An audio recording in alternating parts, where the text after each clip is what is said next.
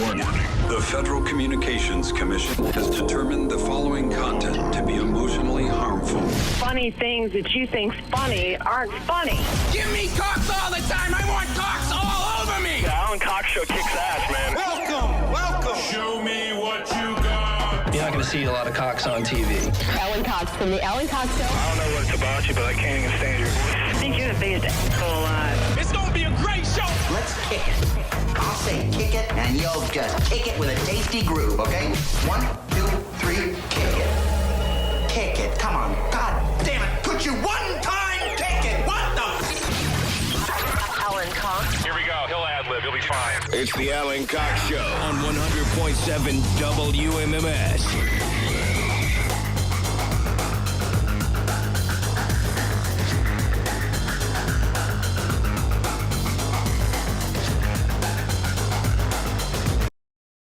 Hi there, welcome, greetings, and salutations, fist bumps, and touchless high fives all the way around. I'm Alan, thank you for being here. Say hi to Bill Squire, who's right over there. Creepy hugs, everyone. Thanks for listening to and watching this episode of the Alan Cox Show. Don't forget to like, subscribe, and share a cold one with the boys.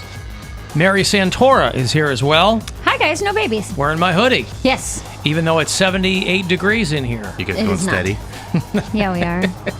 I asked him for his Letterman's jacket, but he said no. No, it's a late show, not late night. Listen, what is it in here? That thing's dead. Oh, it's dead. The Yeah, it thermometer's burned dead. out. It melted. Yeah, it melted from it being 62 degrees in here all the time. See, it's really cold out there. It's really freezing hot out there. in here. It feels very good in here. I'm Yeah, very all right. comfortable. All right. Well, we'll figure it all out. Looks lovely outside. Oh, it's beautiful. What a beautiful day to sit inside and do some radio, right? Hey, Poundcake's back behind the glass. Afternoon, white people. Excited for another installment of the Poundcake Sports Break. It's coming to you later on today. We do that on Wednesdays. This is our last day here this week. I'm on a plane tomorrow, and I got to tell you, I'm a little nervous because we're supposed to get some giant geomagnetic storm tomorrow. Were you reading about this? What? A G2. When there are solar flares, when the sun burps into the solar system, that radiation can affect communications grids and electrical. It can. These things happen all the time, and I don't know that we notice them, but I have noticed. Has anybody noticed an issue like with their cell phone? No. Or nothing like that? Although I did apply for a credit card this morning, and it's still under review, so that could be from the solar flare, probably, right. right? It's taking them extra long. Yeah, that's what I'm going to go with. And this girl, I think, hasn't texted me back yet, so that's probably Yes, also from GeoFlare. it. Yeah, GeoFlare. GeoFlare, right. This is what I mean. It's screwing with everyone's service. Everything. I understand. This is a G2, a G2 class. They rank these G1 through G5, kind of a DEFCON thing. And these happen with some frequency. These are magnetically generated solar phenomena. The National Weather Service's Space Weather Prediction Center, or SWPC, has said that tomorrow a G2 class geomagnetic storm could impact the Earth. Electrical grids and transformers, great news if you're in Louisiana. Could interfere with satellites, could disrupt radio communications. Could send the northern lights much more south than usual, which is really bad news if you recently booked a trip to Norway, because you'll be able to see them in Dayton. Wow. So my wife and I were looking at that. We go, let's go see the Northern Lights one of these years. I want to do that. That's a so we bucket were looking list. at, like, you can rent a giant glass igloo. Yes, they're so cool. In Norway, in the middle of... I'm like, oh, well, we should do that. Let's do that. Well, not if it's good. Now we're going to get this solar flare thing. So the geomagnetic storm conditions could affect a lot of things tomorrow. Again, this is a G2, not a G1. G1's minor, G2's moderate, G5's extreme, where like power systems burn out and all kind of stuff. I don't know how often that happens, but these are called coronal mass ejections. And there's expected to be one that will either impact or pass by the Earth tomorrow. So who knows? But again, I'm going to be on a plane tomorrow. We've got a wedding in Denver this weekend. In Denver and Boulder this weekend. What time? So Well, our flight's like at 9:45 tomorrow Should be morning. all right. Oh, that's right in the thick What do you mean of you it. should be all right? Yeah, you'll be you all don't know right. when this thing's coming. Geoplane, what was it called? Geomagnetic Geoflares. coronal Geometro. mass ejection. I don't know when these filament eruptions are going to happen. I wouldn't fly anywhere in a Geometro Yeah. or a Geostorm. Was that one of them too? Wasn't that Geostorm, yeah. My wife drove a Geometro for many, many, many years. Several explosive events have occurred on the sun in recent days, with each one of those sending a different kind of blast toward the Earth. You know, we're constantly being bombarded by these things.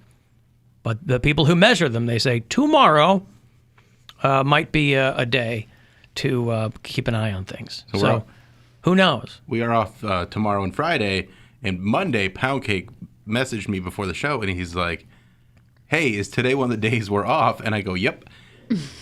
And Which today? Monday. Monday. Oh, Monday. And I was like, "Oh, I should have just stuck it out and let him think that we were off on Monday."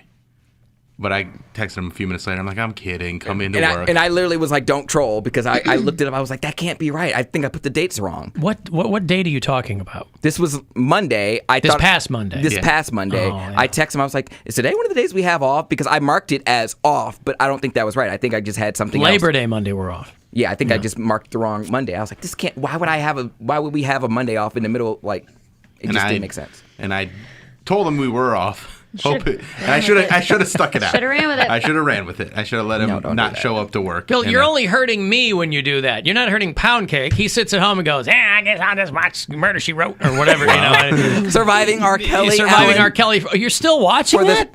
How many times can you bask in other people's suffering and agony? I switch up the episodes. That's such a lullaby to you, and that's so terrifying. How many episodes of that show are there?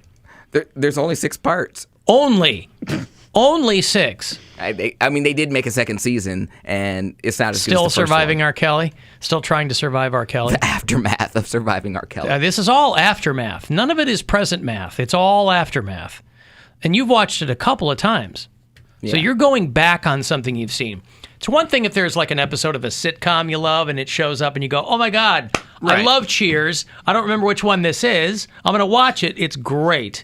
This guy's re-watching the R. Kelly Victims documentary. Rewatching it. like a lot of people have those shows that they'll With a watch snack. again and again. Mary went through her Office phase where she was just watching The Office a bunch of times. I do it with The Simpsons. I do it with Rick and Morty, where I'll just kind of, and it's not necessarily like what I'm focused on, but it's just kind of on, so I don't have to worry about picking anything else. And it's comfortable. And I think people with anxiety like that. They're It's just, you can kind of tune it out. You can kind of tune it out, but it still makes you happy. But the fact that your choice for your anxiety easing television is to rewatch that show. It's pretty wild. Ooh. It's very strange. It's very strange. I'm sorry. No. It's. I don't know that there's You an don't have to apology. apologize. These girls watch It doesn't all these, like, personally. murder. It doesn't personally affect me. Yeah, those are people who are dead. Those aren't people who are like. I mean, I guess people are fascinated by true crime and things like that. But usually they watch that with a certain degree of revulsion. People watch those things, I think, with a certain degree of, even if it's just the smallest scintilla of maybe embarrassment, maybe, gee, I wish I wasn't into this stuff. Mm-hmm. But a lot of people are into true crime because you can it's something that you can give yourself access to, but it really doesn't affect you. Right. You can stand as an observer and kind of delve into it, right? Right, but and it's one thing to just have watched the documentary. It's the fact that he keeps watching it and watching it over and over again. Because I think there's a lot of people that watch true crime documentaries, but then they move on to the next one. Poundcake is obsessed with this one. He's like saying it along with it. Yeah. Saying the words. Like he's quoting it. Yeah. Yeah, he's sitting there with somebody. Whoa, I love this part. Hold on. Watch this part. And then he says it at the same time. He's like, and I was locked up for 3 years. Yeah. And that's when he peed on me. Right. I've been watching a lot of documentaries and like this YouTube series about like drug addicts, and I don't know why that's super fascinating to me. And I've been on a kick with it for like 2 weeks now, where they're like a half hour long, and then there's this Netflix documentary called Dope. It was a couple years old, but Yeah, I saw Dope. just watching, I don't know why, like, and maybe it has to do with like the alcoholism or whatever, but seeing addicts and like hearing their stories is really fascinating to me, of like where their childhood and how they grew up and like. Did you watch Intervention on A&E? I have not. That was on for many, many years. It might still be on. Yeah. I'm sure it's on streaming somewhere. But I've been on a kick of that. So it's not as brutal because these people are, they get addicted one way or another and then they're dealing with it themselves. It's not. Are they in recovery or are they? No. They're still actively. They're actively addicted. Drugs. Yeah, you're watching people nod off mid-interview. and- Yeah. Yeah. It's crazy. I don't know. It's status porn. It's like is it? Yeah. Well, see, it was like. Because it doesn't affect you. It doesn't Like, affect me. oh, look at this guy. Oh, he's out. I'm not making fun of him. It's No, I more know. like, man, No, it's that's curiosity, crazy. I think, yeah, yeah. like a weird, morbid curiosity of But like. we live in Ohio, so we are all precisely 1 or 2 degrees Dude. away from a person like that in real life. The episode of Dope I watched last night took place in Indiana, and it was talking about all the meth labs and how crystal meth is such a problem there, and then the one after that was about heroin in Baltimore. And so I watched those 2 back to back, and I was like, man, this is crazy. Like, at least, I don't know. Where's all the people that are advocates for? Like, we have the marijuana crew that's like, hey, legalize it. Where's all the people that do meth that are like, come on, man, legalize it? Well, there are people who want all drugs to be legal. Yeah, but I mean, there's not like.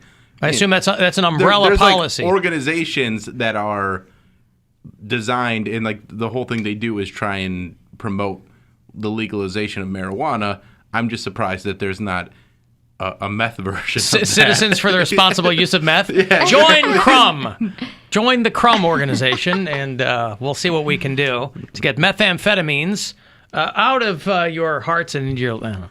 I don't know. Into your pipes. Into your pipes. We're going to talk to Jack Blades from Night Ranger. They are going to be through 1 week from tonight to do a memorial concert at Jacobs Pavilion at Nautica. You can go to Ticketmaster for the details on that. We'll have more details for you later on when we talk to Jack. We'll have the Poundcake Sports Break later on in the 5 o'clock hour. And a handful of chances for you to see the Foo Fighters get inducted in October into the Rock and Roll Hall of Fame when it's back in Cleveland at the Romo Fijo. 35192 if you want to text for anything in the break, and we'll be back. It's the Alan Cox Show.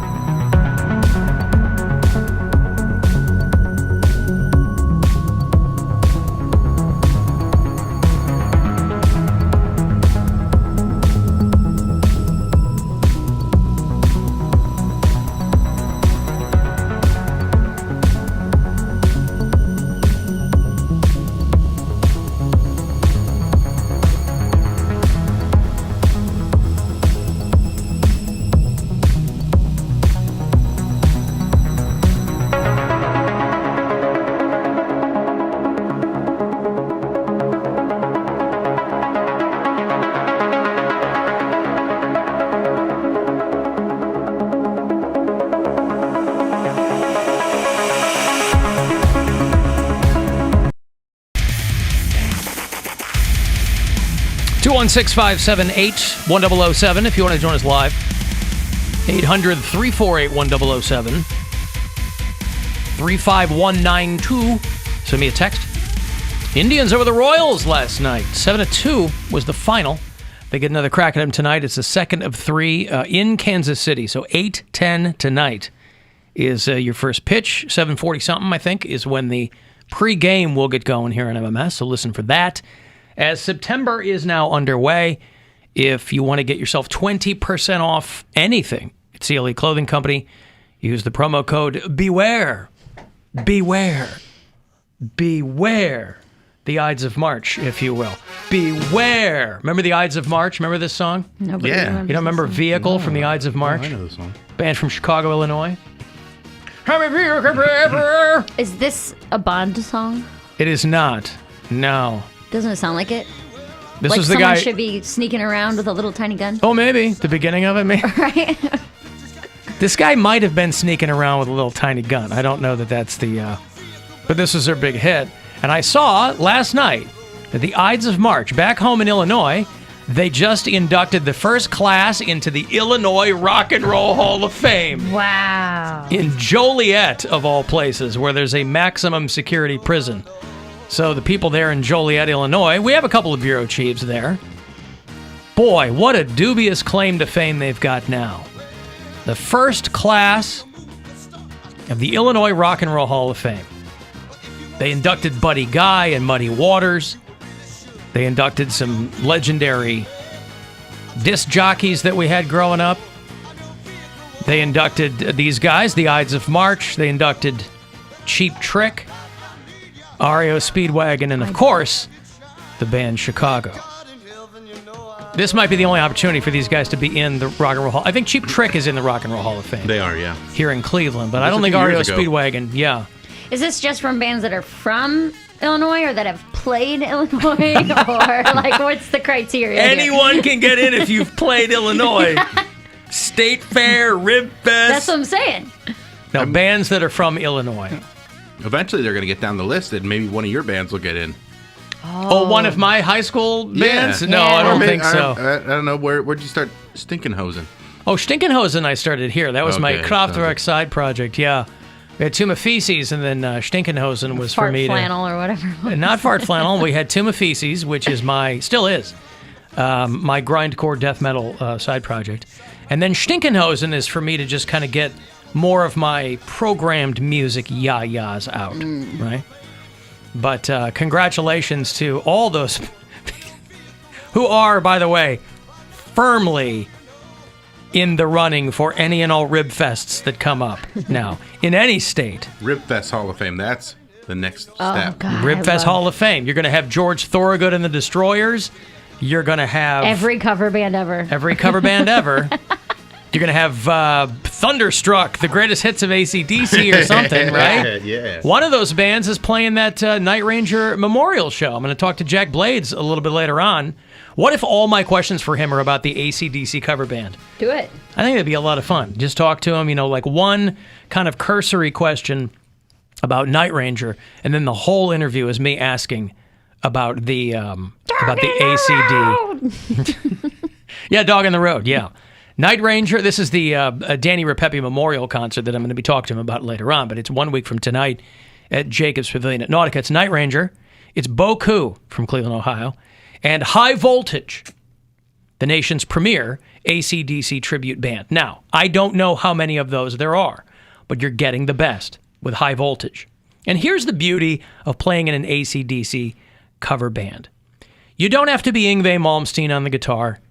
You don't have to be John Bonham behind the drums. You just have to have a tam o' shanter for the singer, and you have to have an English schoolboy costume for the guitar player, like Angus Young. Easy to come by. That's the best stuff. You never have to worry about what you're going to wear on stage if you're in an AC/DC tribute band and you're the guitarist. You're the lead guitarist. You put on that schoolboy outfit. I You're assume. good to go. I assume. And you look cool, and it's not creepy. It's not. Well, I mean, listen. It's not any less creepy when you're older than when you're young. It was never a still a grown good man. look. I mean, Yeah. You're still a grown man. So, but It's you're a- in that It's thing. a weird thing that took off because it never looked cool. But it was not cool. It was such a goof. I liked it. I always thought it was funny. It was supposed to be. I mean, I guess it's funny. It's not like he was up there going, But it's just, it was a goof. Yeah. But for it to go on for that long. Well, I guess that's the other side of that coin. Yeah. You've got to stick with it once you get it. You can't just go, well, like when Kiss took off the makeup, people were like, ooh, put it back on. No. Put it back on. Gene Simmons, he got the Rona. Yeah, they both got the Rona. But yeah, Kiss, they finally went back to the makeup. They had it off for a while. So it was a huge reveal in the 70s. We'd never seen them. We didn't even know if they had actual faces when we were kids. We thought, what if these guys have been horribly disfigured? What if they all look like Joseph Merrick, right? The famous Elephant Man. What if these guys are just, that's why they got into rock and roll, is to get girls, because they couldn't get them any other way. And then they took the paint off, and you were like, oh, okay, I get it. Okay, look, yeah, they're all right. Yeah. Well, they're okay looking guys, right? Ace Frehley wasn't doing anybody any favors. Gene Simmons, his hair is what bothers me. Well, now, but back then, those guys were, Paul Stanley had like the chest hair and the chicks, and I mean, if you grew up in the 70s and you were a guy, you wanted to be Paul Stanley. It didn't matter what kind of music you liked, you wanted to be Paul Stanley. Because you're like, oh, look at that guy. Oh, man, he was a nerd growing up. It gave hope to all of us, right? That had any aspirations whatsoever of being in bands. And some friends of mine continued down that road before they, I'm sure, met the bottom of a ravine. Mm-hmm. But Paul Stanley Paul Eisen is what his mama calls him. Paul Stanley, that was the guy you wanted to be, right? And he had his ups and downs. We played that Folgers commercial the other day. They had to cancel that show outside Pittsburgh because Paul got the Rona.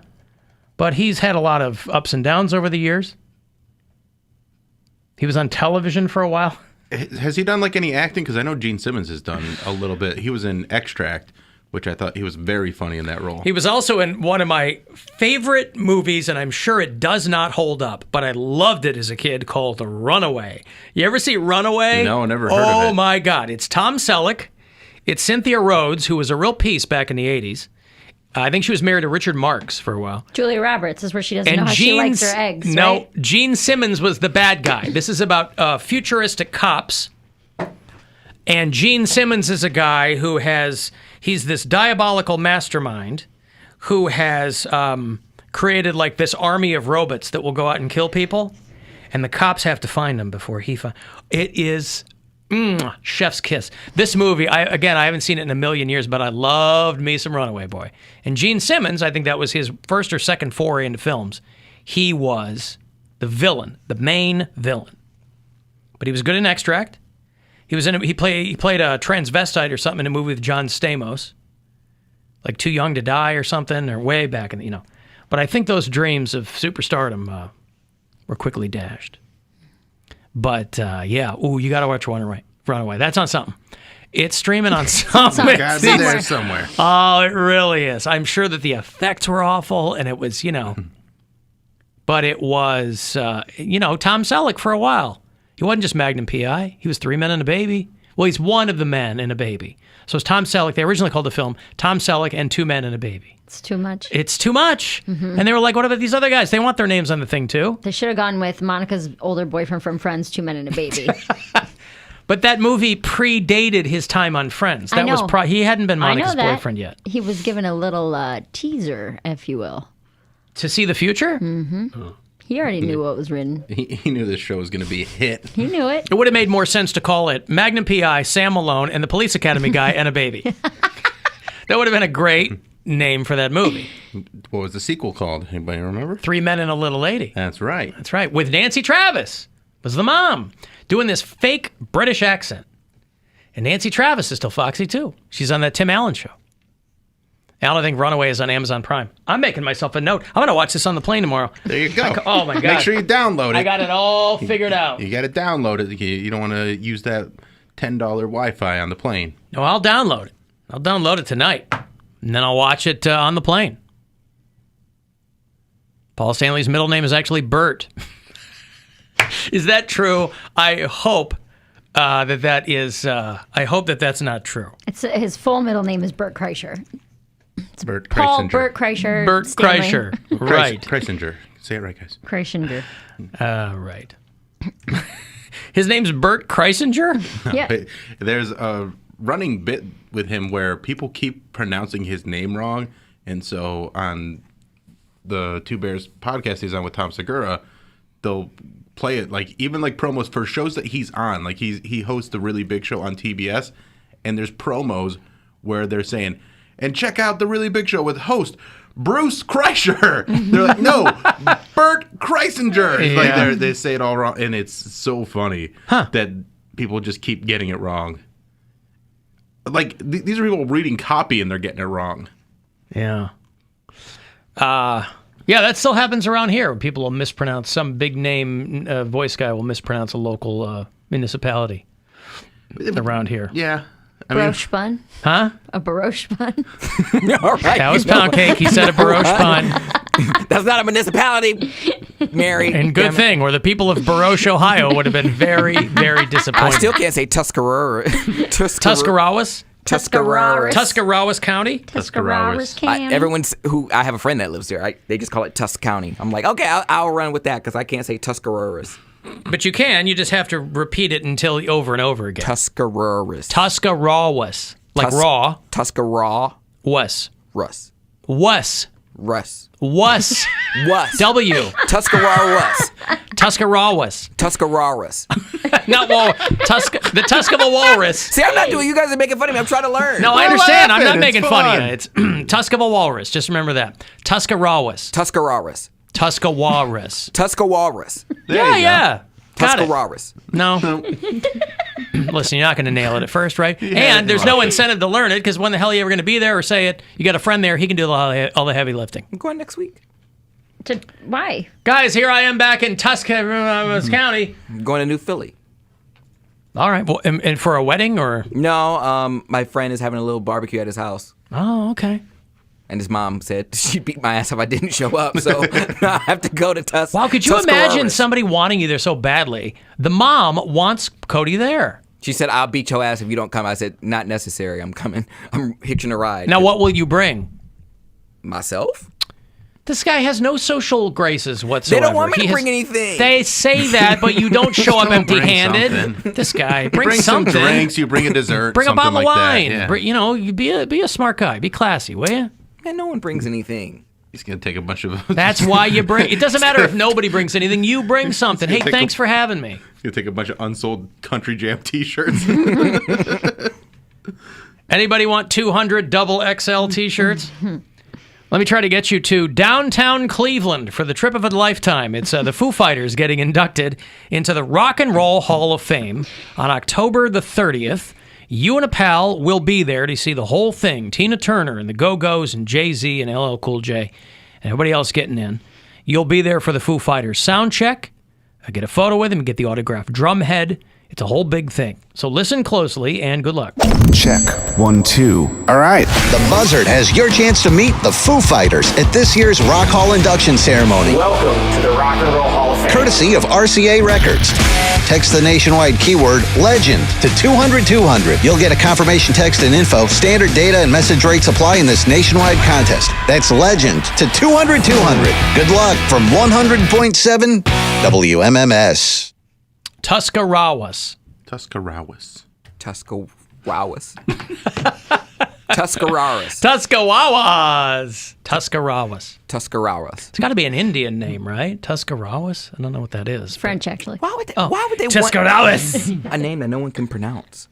Well, they could. I can pronounce it just fine. Lots of people can pronounce it. You can't. There's just no need for that. Doesn't mean no one can. Not a single person. I like how he's just blowing off everything you just said. He's like, just nobody can do it. He never, right, he always has an excuse. There's always an excuse. Tuscarawas. Nope. Why aren't you bringing something? Instead of him going, okay, he goes, nobody else bring anything.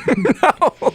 Just because everyone else has no manners, you should have manners. You don't go empty-handed. Fine. I'll bring something. What are you going to bring? I don't know. He's not going to bring anything. He's going to stop and get a pack of cookies at the gas station. Hey, That's it's something. something. It's something. I know, right? Hey, it's fine. I'm not even.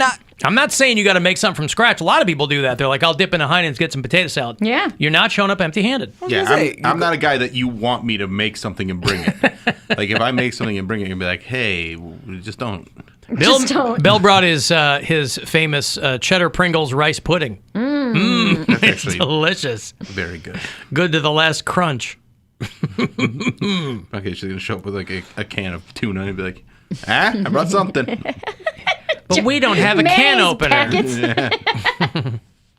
This is in the back of my fridge.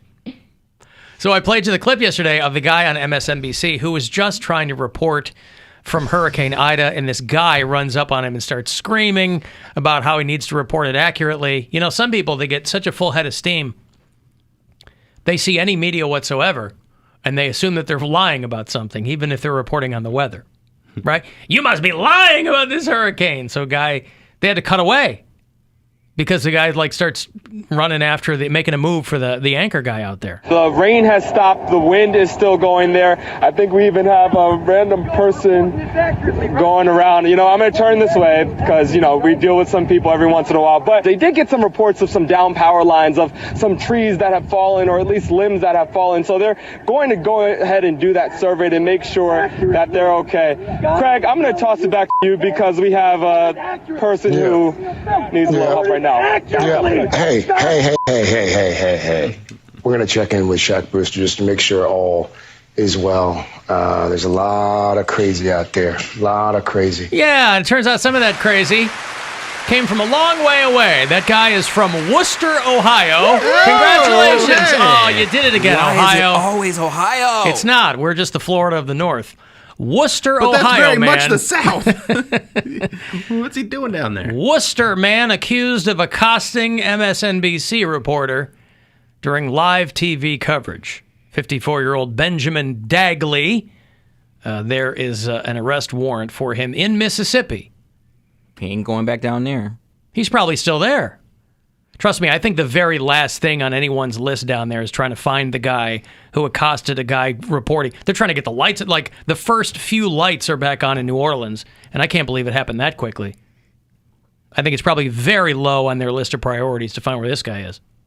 They got the radio stations back on yet? Didn't see that. Nope, there's a whole lot. There's about 24 radio stations in Louisiana that are off the air. But not the iHeart ones, so they're going to have a nice book. Guys, it's as though you had no competition. What happened? Well, they went off the air. Well, that'll do it. Wow, how did we get a 55 share on Pride Radio? Well, there was nothing else on. People wanted to be informed and wanted to feel proud. So this guy, all the way from Worcester, Ohio. So did he drive all the way down there? I don't know. Or does he live down there? For this specific reporting, he follows the guy on Twitter and was like, "I'll get him." He got out of his white Ford F-150 truck during a live broadcast, and it was on television. So if you're going to accost somebody, maybe wait until they turn the cameras off. But it was on television. He's trying to get his message across. He wants to make sure that they're reporting things accurately. On a hurricane. Yeah. And they say it's very strange because this guy has no prior criminal record. I'm just kidding. No, he's got all kinds of stuff, of course. Authorities believe that he is no longer on the Gulf Coast. He has a criminal history back here. Broke into an electroplating company and drilled holes in the tanks of dangerous chemicals. So he's a real cool guy. Openly advocates for the legalization of meth. Pleaded guilty to felonious assault a couple of years ago, inducing panic, and all kinds of stuff. So this guy, kinda, it seems like he goes on like douchebag tours, where he just goes out and causes trouble Douchebag wherever tours. he might happen to be. But they don't know where he is. Cuyahoga County Sheriff also issued a warrant for his arrest. So they said he violated his probation by leaving the state of Ohio. Always So this good guy to was be running on from camera. something. Yeah, I don't know. Always good to be on camera. But yeah, people were trying to figure out who this guy was, and they were like, Worcester, Ohio. I'm like, of course. Mwah. But was he listening? Like, if he got out of his truck, how did he know that they were reporting inaccurately? He He saw didn't. a camera. He saw a camera. Reported accurately. Right. Which means nothing in the context of a weather report. Because The storm is doing the reporting for you. You're just talking about what's going on the other side of the camera. Everyone can see what the truth is because it's on television.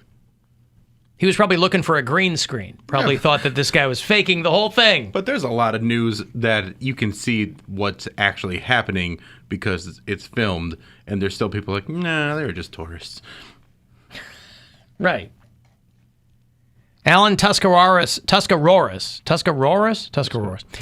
is a Delaware tribe word meaning old town or open mouth. Oh, there you go. Sounds about right. There you go. Mouth threat is what it means. Open mouth. Mm-hmm. That's a gross clip. We call it T County. Poundcake is welcome to come see me in Strasburg. All right. I don't go anywhere just unannounced. I have to be invited. You just got invited. Literally just invited you. No, I'm just saying, like, I've never been there before. I've been to New So you'll never go anywhere you've never been before? Not out there. I gotta go, like, I gotta see some other black people there first. Or I gotta go with someone I trust, not just a listener. You don't want to show up on a guy's lawn like Mary did. Absolutely not. You're not gonna get the same kind of star treatment she got. Like New Philly, I don't know how racist they are, but I mean, the house I go to, everyone is pretty chill. But I can't speak for the rest of the city. Be a lot chiller if you brought them some cookies. Yeah. Yeah, that's true. They didn't want me to. Rice Krispie treats. They didn't specifically say don't bring anything, but they didn't say specifically bring something too. Well, it's implied as part of the social fabric that you don't show up after being invited. Although you were invited, in your defense, you were invited under pain of injury. Yeah. I'll kick your ass if you don't show up. Literally. Like, I get months in advance, like, hey, are you off this day? And I'm like, I think so. It's like 4 months from now. Well, you better be off, otherwise I'll kick your ass. I'm like, oh, okay. Wait, is this like a weekday thing? No, I might have a wedding or I might have something to do, but she's just making sure I have the day clear. Probably not. Alan, I usually just bring a platter of Oreos and Pop-Tarts, but I always get the last laugh at midnight when a drunk couple will invariably split a Pop-Tart. Nice. All right, I've got to take a break. If you want to listen to the show, you can do it anywhere on the iHeartRadio app. You can text us 35192, and we'll be back. The Alan Cox Show on 100.7 WMMS.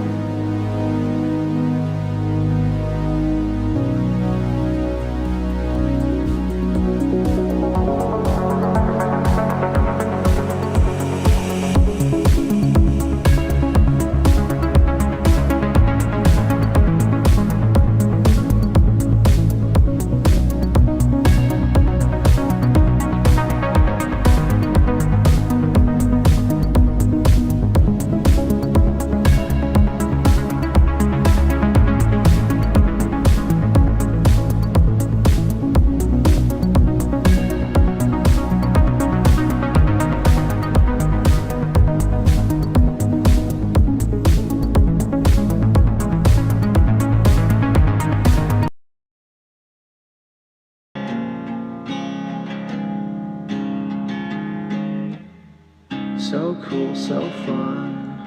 If you're not here, you're the only one. All the rides inside, jump upside down, spin around. So cool, so fun.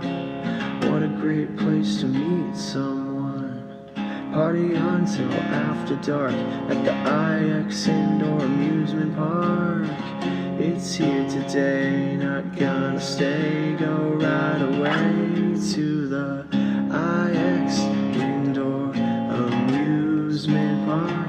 Gotta get to the IX Indoor Amusement Park. Boy, that's a big mood, that song right there. Yeah. Oh, I think Bon Iver covers it live now.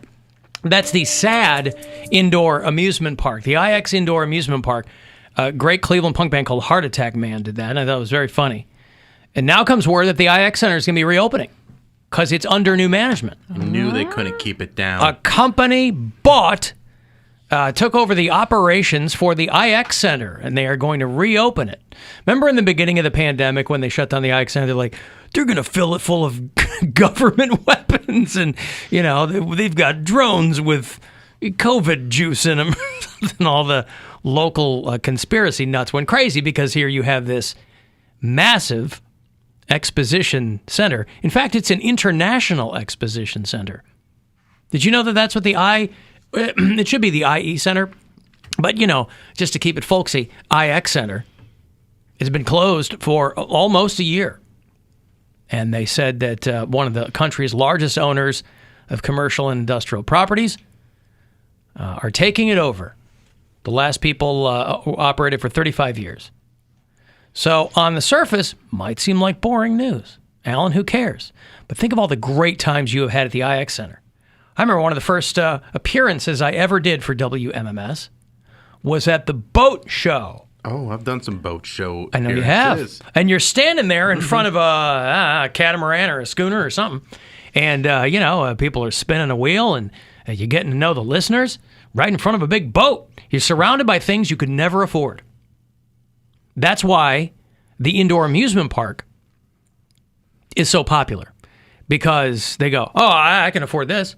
Let me get some tickets. Let me get some elephant ears or whatever they have there, right? It's like a fair inside. Yeah, it's like an indoor amusement park. It's a way to have like a fair in the wintertime. It's awesome. Although they closed it down to just host the Kardashians, but that was about it. They closed it down to host the explain that. It was on like an episode. They wanted to be there privately and not be bothered, and so they closed it down. They didn't want to be bothered by the common man. For the boat show? No. The indoor amusement park. The amusement park. So but the amusement park doesn't take up the whole of the IX Center. I mean, it takes up most of it. There's not rides in there. Yeah. No, I know, but that's just because it's tall, not because it's wide. No, like roller coasters. Yeah. Like not a giant one, but roller coasters are wide, not tall. I know, but what I'm saying is the IX Center is a massive. I didn't know if that took up corner to corner. Has there ever been? I've never been. So has there ever been an event that filled up the entire IX Center? I don't think I've ever seen the car show does. Really? The auto show does, absolutely. Home and garden show, I feel like it does too. I was like, there's always curtains somewhere where like you don't see the full. There's like you don't see the full Kim. That's what those curtains are for. They spell curtains with a K. After the amusement park, like there's still like a football field worth of room still.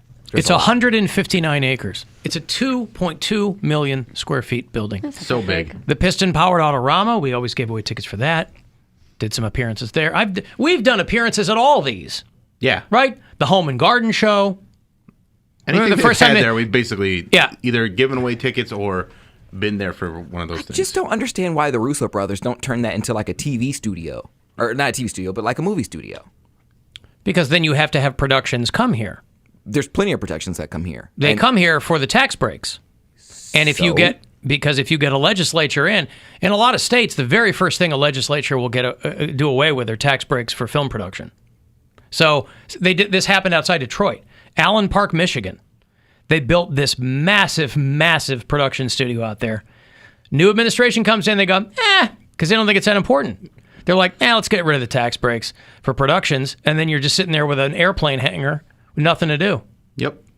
And so that's why, like, when my wife used to work for the Cleveland Film Commission, they have people on staff who all they do is lobby the legislature to keep the tax abatements. They're like, this is how we create film and television. This is how we create production jobs. This is how crew people make their living, as these productions come in. And it takes an extraordinary amount of money and resources and time. Russo brothers are doing stuff. They're like directing movies and, you know. I know you're thinking of Tyler Perry, but he's just putting a dress and a wig on. But he has his own like studio. And he's also a billionaire. Okay. They're probably not that far away from it. The Russo brothers? Yeah, I mean, after Endgame and Infinity War, like they probably, probably like halfway there. They're not hurting. Yeah. But I mean, you have to generate huge amounts of capital to do that, and then you have to convince people that this will be good for, you know. I'm just saying you don't even have to tear anything down. Tyler Perry had to tear things down, put construction there. If they use just the facility alone, they have plenty of room. They have more room than SNL has to film. Listen, that might have been part of the conversation in the interim. I don't know. My wife's not part of the film commission anymore, so I'm not privy to those conversations. But I mean, also they don't live here; they live in LA, and that's where they do their work. No. So like, just moving everything back here, I don't know if that's something they want to do. Does Tyler Perry live in Atlanta? I think so, yeah. Anywho, IX Center, it's going to be open again. So Cleveland Auto Show will return for its 2022 show. So the Cleveland Auto Show will be back there February 25th to March 6th. That's exciting. So for people who love to go to these things, that's good news. I'm happy about that. Mm-hmm. It's a staple of my life. A staple of your life. Yeah. Wow. It's like, I remember the first time I ever sang karaoke was at this thing called the Kids Expo that was at the IX Center that my friend's dad helped organize, and they got a bunch of vendors that would like do things for kids parties, and this one lady had and then my parents, because they're friends with the guy, they would just drop us off there because in the middle of summer, and you'd be like, hey, go have fun. Yeah. And we'd just be there for hours. And I was like, I guess I'll sing some karaoke because I have nothing else to do. And how old were you? I was probably 10 or so. Yeah, probably 10. Because I wanted to sing a song by Bryan Adams because I really liked the Robin Hood movie that was out around then. Everything I Do was the one you were going to do? Yeah, but that wasn't even on Laserdisc to do karaoke. So then I sang Summer of '69, which I had never heard. He just goes, it's got 69 in it, so it must be great. I didn't even know that was funny at do. that time. I didn't even know that 69 was a funny thing. I was 10 years old. And so I just wanted to sing a Bryan Adams song because I thought he was cool. And it was very embarrassing. And how did you do? Terrible. Oh, you don't want to redeem yourself? No. Bought it at the 5 and Dime? Yeah, I know now. Right. You don't want to redeem? You gonna try again? Squire-okie was summer of '69. Me and some guys from school. Had a band. We tried real hard.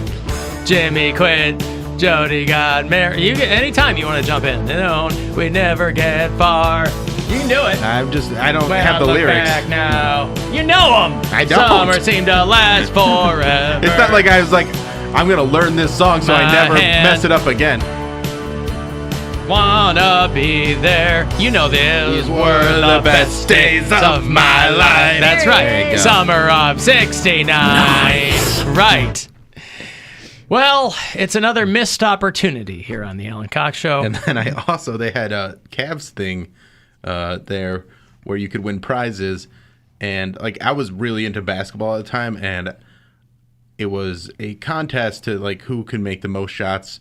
And they had like designated spots to go and shoot the shots from. And if you won in certain age brackets, you get a prize. And I was like, oh man, I'm going to win this. And I had like 7 or 8 points.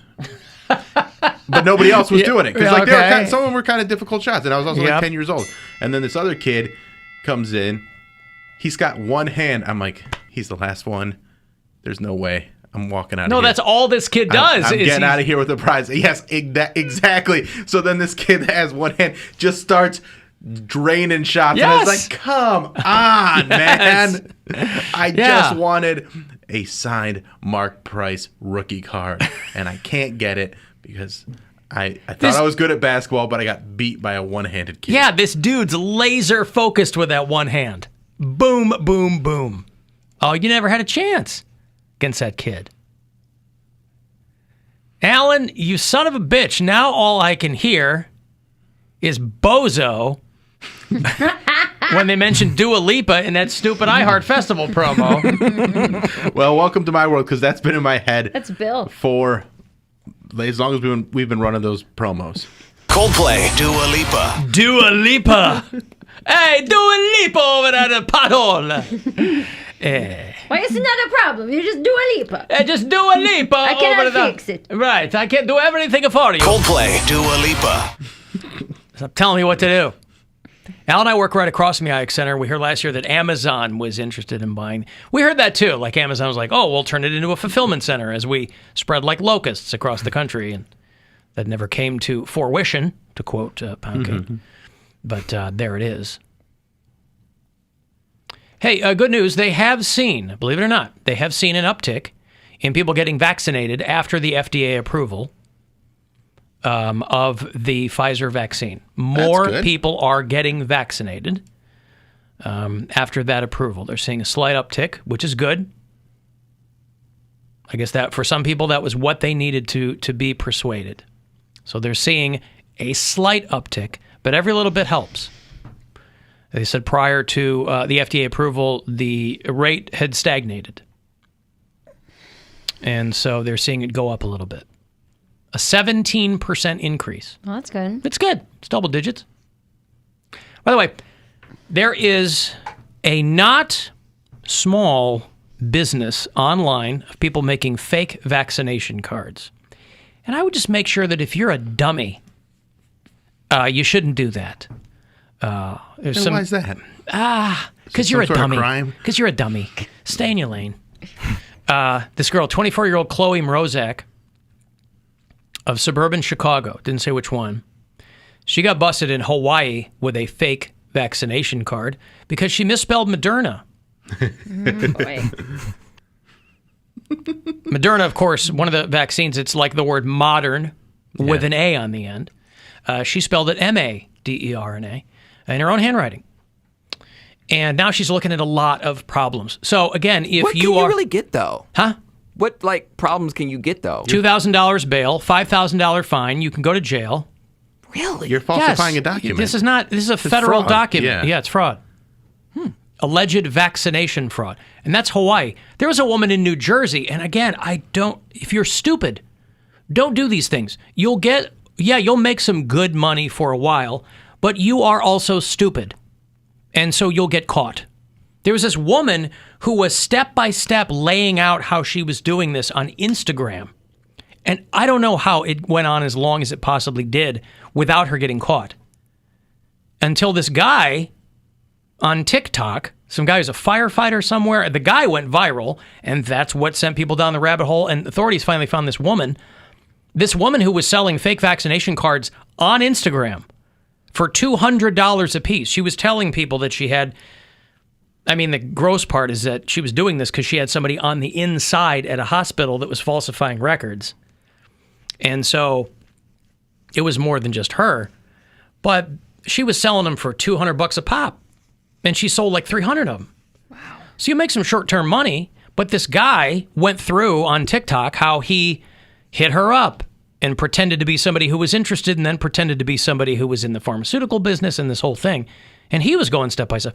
And he's just showing screenshots of this woman's Instagram stories. How she's got, telling people here's how you get a hold of me. And you can get these from me. She called herself Anti-Vax Mama. So it was like a whole thing on Instagram. It wasn't me. I'm not anti-vax mama. She sold them for $200 a piece. For an extra $250, for an extra $250, you could have your names added to the immunization database by a clinic worker that she had on the inside. Oh, man. So you could either get the Vax card that was dummied up, or for an extra $250, you could get your actual information put into the state database, so anybody who looked at it would go, yeah, this person's vaccinated. I don't like that. And that's where people get jammed up. Right. You don't, and under those circumstances, this means that there are hundreds of people who are not vaccinated, but have something that says that they are. And so, but I just can't. People got some balls on them, man. They got some real balls on them. But these are the people that want the freedom. They want life without consequence. So when they put their crimes on Instagram, they think they're going to get away with it. But again, I just don't know. You can't be... Listen, there's kind of a surface stupidity where maybe you got your head in a froth and you're just, freedom, whatever. It's nonsense. But there's also another thing where it's like, this is on a public forum and people can see this and any authorities can see this. It's like child porn sites. You're always talking to a cop. Yeah. Well, I mean, not always, obviously, because there's awful things that still happen. But the stories you hear about a lot of people who end up talking to cops, posing as kids. And sooner or later, somebody was going to hit this. I don't know why it was some random TikTok guy who hit her up and was like, hey, I want to get some of these. How do you do it? How do you do it? And because, to Bill's point, some of these people probably feel like they're not going to get caught. Or they're not doing anything wrong. So they tell the guy how they do it. And now he's got like screenshots and, hey, authorities, want to look into this? Wow. So what did she make? $6,000? Yeah, something like that. Yeah. That's not even going to cover bail, lawyers' fees. It's like, wait, okay. How much was it? How much was she selling them for $200? She was selling them for $200 a pop, which seems light, but I guess she wants to go quantity, not quality. Yeah. And she sold about 300 of them. Oh, that's $60,000. You can get a vaccine card for free, by the way. It's what? That's $60,000. No, it's not $60,000. 200 times 300 is 60,000. Is it? Yeah. Mm-hmm. Anyway, she made a lot of money. Yeah, so it's pretty wild. It's and I remember seeing the guy on TikTok before I had heard about the woman. I just came across the video because it was going viral, and so he was doing a step-by-step thing. And again, I don't know who he is. I don't know if he's somebody. He's with some organization, I think. He's got a big old gray beard. I mean, it looks like a guy who'd tell you about craft beer or play bass in Clutch, And he's talking about step by step what this woman's doing, and this is her handle, and these are her stories, but all of her posts are about the same thing she's doing. I'm like, wow, all it would take is one person to point. They make you give the money back? Well, I don't know about that. They probably seize it. Well, I'm saying because do they take the money? Obviously, they're not going to. Forget about taking the money. All those people that bought them from her are then in trouble. Yeah. Right. So now they got to go after. You got to track those people down. She has all their information. That's what I'm saying. Snitch. Oh goodness gracious. Yeah. So a friend of mine whose husband is an avid anti-vaxxer, all over Facebook, all that kind of stuff. She got her first shot of the vaccine yesterday, and what changed her mind? I don't know. I think that she is kind of her own person, but just doesn't say anything like that type. Like she knows who her husband is, and they just kind of don't argue about that kind of stuff. You know what I mean? And she went to go get it. He knew about it. She went to go get it, and then she has really bad anxiety. And like 20 minutes later, she said she had difficulty breathing. Oh yeah. And like fainted, and got taken out in an ambulance. And when they got to the ER, they were basically like, this is from anxiety. You essentially had a really bad panic attack, and released her.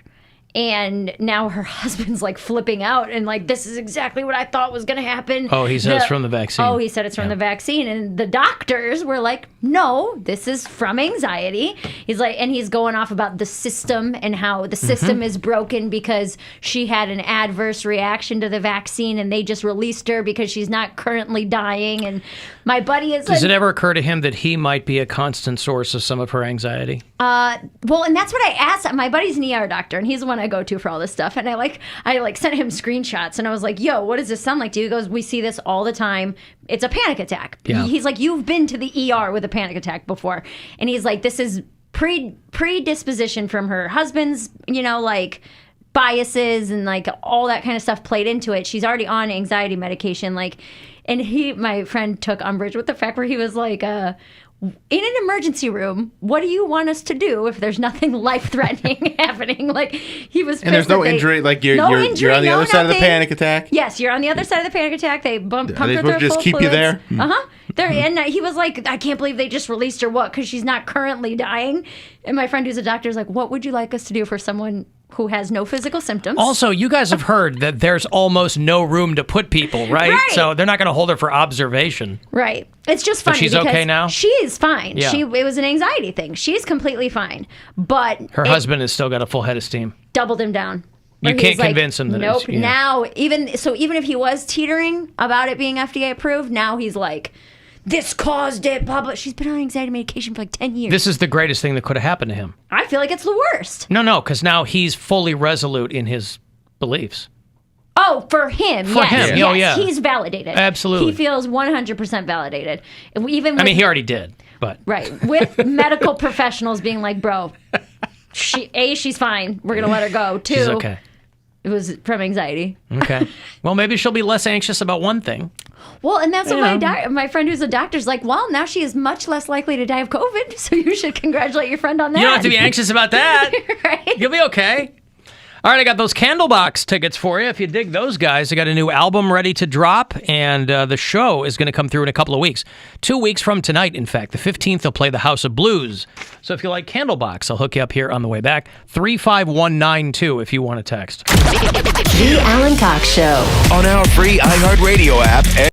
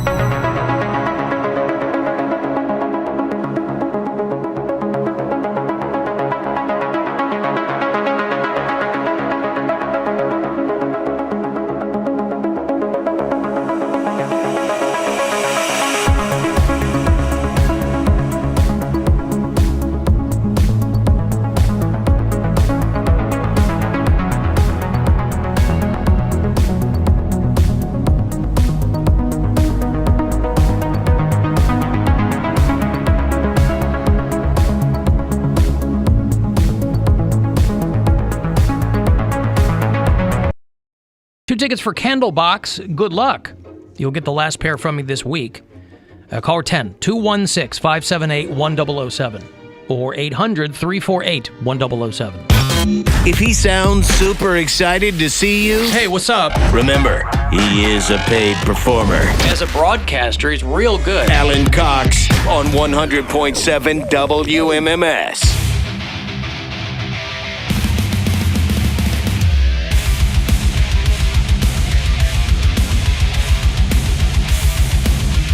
$35192. Send me a text. AlanCoxShow.com. If you want to watch live, you can. Thank you to Dylan Hornlanovich for helping out earlier today to get us up and running, up on our feet here on the show. If you listen on iHeartRadio, tell me where you do it if it's outside Ohio. James listens in Ocala, Florida. Trucker Ron does the overnight there in Pomfret, Maryland. He's got a big long run every night, back and forth. Krista is our... Love you, buddy. What? He's the guy that hates me. Oh, Trucker Ron is? I thought he was. I think it's a different guy. Well, maybe. What do I know? Krista. With kindness. Yeah, of course. Krista is our bureau chief in Ponce, Puerto Rico. And Ben listens in Tulsa, Oklahoma. So thanks, one and all. And anybody who needs Alan Cox Show stickers, it's really feast or famine with that. I'll get a ton of requests for them, and then I'll get, you can always email me for the Alan Cox Show stickers. Happy to send those out when I get a minute. Indians beat the Royals last night. That was first of 3 in Kansas City. Number 2 is tonight, 8:10 here on WMMS. So that pregame, if you want to join Hammy and Rosie and the whole gang, 7:40. So when that will get going here on MMS. And then they'll do another one tomorrow night, and then they will head over to Boston to play the Red Sox at Fenway. And then they come back home for a Labor Day start on Monday against the Twins. So we're only a couple of weeks away from the end of the regular season. Bill says the Indians won't be playing October ball. Is that true? It doesn't seem like it. They're pretty far out of any playoff position, so it's unlikely. Okay. Unless the White Sox completely fall apart, which would be great. That will not happen. I mean, but it'd have to be like they don't win another game and the Indians win all their games. Well, that's why I ask, because I know it gets down to like who wins a lot, who loses. Is there any wiggle room whatsoever? I mean, I don't think so. All right. I think they're like 10 games back of the White Sox. Yeah. I retweeted somebody this morning. They said, problems in Afghanistan, a hurricane in Louisiana, and Kanye drops an album. Bro, it's 2005. The White Sox are winning the World Series. That's what it's coming down to. That's right. And you guys listen to that new Kanye album? No. You want to know why? George Bush doesn't care about black people. Right. No, I don't care about the new Kanye West. Same. Huh? Same. Yeah. Whoopity scoop. Scoop-dee-dee whoop. Whoop-dee scoop-dee coop. Yeah. I did have a friend who's like a huge Kanye fan, and it's funny watching them try and like talk themselves into enjoying this album or any of his newer stuff and be like, oh, this is good. Took me a while, but I think I like it now. I'm like, do you like, why don't you just say it's not good? Well, I'll tell you, just say it's not good. You can say it's not good, and you can still like Kanye West. Exactly. Like, I respect people that are like, hey, listen, I love Kanye. This ain't great work. I'm still a Kanye fan. I just like that really old stuff. But he went to. I think he fell off a while ago. He went to the Chicago listening party that he had where he married Kim again or whatever. Yeah. And he said it was atrocious. Because, your friend went. Yeah. Yep. He said it's atrocious because that is not a stadium that's set up for just playing music over a loudspeaker. Like they just played it over the He PA didn't perform system. or anything? No. Well, he did like his own kind of. He doesn't like rap or anything. It's like they listen and then he does these like art installations down on the field. Huh. It's weird. And yeah, and the lyrics are all about his divorce. Like, come on, man. If you're an artist, you write what you know. Yeah, in his defense, this did big things for. I mean, it wasn't her divorce, but Lemonade did really good stuff for Beyonce. But And she was the Well, woman. She was the Adele- woman. Yeah. They were the woman. Nobody wants to hear the guy bitching about it. Have That's you why heard a everybody country song? Come on. Country songs? Yeah, that's why the country music stinks. Okay. So nobody wants to hear the guy complain about So it. we're on the same page. You ever had mochi? Mochi. We knew we'd turn you. I don't think that... You're not someone that sticks to your guns. We learned that You're right. when you were in Michigan. I'm on your team. Listen, I will take the unpopular opinion. There's probably 3 people in our audience who care. But I think that Kanye should do whatever he has to do to get Kim. That's what I think. No, she's not coming back. You don't think that she's... I think you're right. I don't think that she is. But if he could somehow... I don't know... present himself as a new man, if he could somehow present himself as a changed individual, if maybe I'm sure she gave him plenty of opportunities to do just that because, frankly, she didn't want their happy home to fall apart. Bring out one of his other personalities. But they're still a richer couple than Jay-Z and Beyonce. They're not a couple anymore. Again, but they were. Why are you going right to the wealth? Why are you going right to the... They just built an empire together. I just think that's really dope. But they didn't build it together. They didn't build it together. They She brought did their her separate thing. empires. He did his thing. He sold some baggy shirts to unsuspecting people with money that was burning a hole in their pocket. I saw, and then, I was at Chipotle yesterday after the show, and I saw like one of Kanye's Croc shoes. Like they look like they were so They're weird. a croc, all right. They look like a dead hyena skeleton that someone was literally walking in. I'm like, oh my God, those are his shoes. I think dead hyena skeleton might be redundant. No, you can see a living hyena skeleton if you have an X-ray machine. Or if, God forbid, you find yourself a malnourished hyena. Oh, yeah. You know what I poor mean? baby. You know why they're always laughing? Plenty to eat. You get a... Go with me. You get a We have no choice. I watched a lot. On the show. I watched a lot of Marlon Perkins growing up, all right? And if Mutual of Omaha taught me anything, it taught me A, where Omaha was, and B, what happens to a malnourished hyena. You don't want to see it. They stop laughing. Oh, you don't want to see Their entire sense of humor. They get so prickly. They kill Scar. They So wanna prickly. Talk to managers and get their money The back. whole thing. Yes. I got a hyena Karen over here who's, let me talk to Jack Blades, man, because I want to find out what's going on with Night Ranger and the whole bit. It's a new song. They're getting ready. Well, I guess the new album's out. Jack, is the new album out? The new album's out. Came out August 6th. It's called And the Band Played On, yeah? ATBPO, baby. I love this. Let me play a little bit of this here. It's called Breakout. That's Jack singing. You still got pipes, man.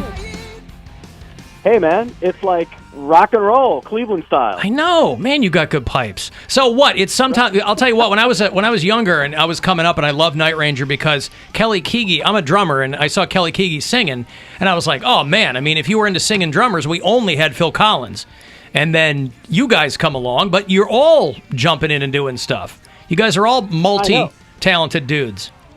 I mean, basically, yeah. You had Phil Collins, you had Don Henley, you had that dude from Rare Earth.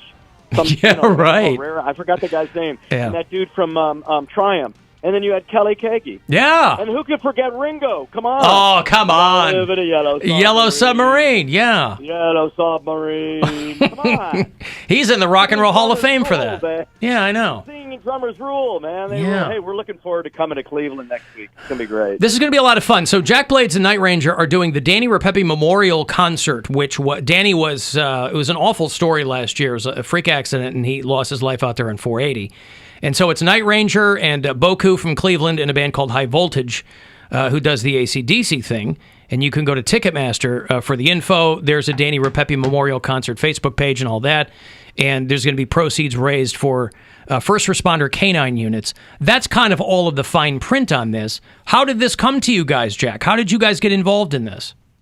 Well, actually, it's pretty personal for us because our tour manager is Ed Repepe, Danny's brother. Okay. And I mean, we were on the road, and all of a sudden he just called me up and he says, "I'm in shock." I'm like, "What's going on?" He said, "I can't even tell you. I mean, you won't believe what just happened." And he told me what happened with the accident with Danny on the freeway there and everything like that. Just a crazy accident, and oh man, my gosh, and so it's very personal for us.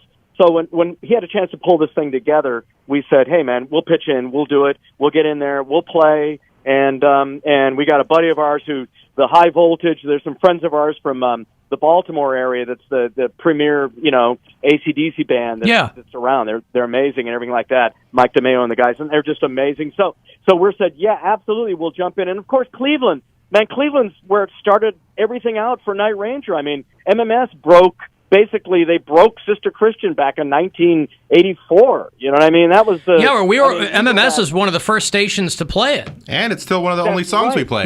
Yeah. You only had 4 at that time. Yeah, that's right. We had Rush and Night Ranger and then a couple other bands. You had Rush, Night Ranger, and Duran Duran's Hungry Like a Wolf. That was it. There you go. That's right. Well, it's funny because hey, you didn't have Conway West a bag on, did you? No, we didn't have Kanye West a bag on back then, no. And frankly, we don't even now. I don't know what's going on with him. But, I love the Night Ranger history because you and a couple of other... Was it you and Brad Gillis that came... You were with the Sly and the Family Stone dude. I'm going to slaughter this history, but I love kind of the timeline of the band. No, you're right. You're right. We were in a band called Rubicon, which was formed by Jerry Martini, which was the sax player for Sly and the Family Stone. And it was basically a 7-piece horn, a funk rock band. And Brad and I were there. That band broke up in 1979. And my buddy Alan Fitzgerald was playing keyboards for Sammy Hagar and bass for Montrose.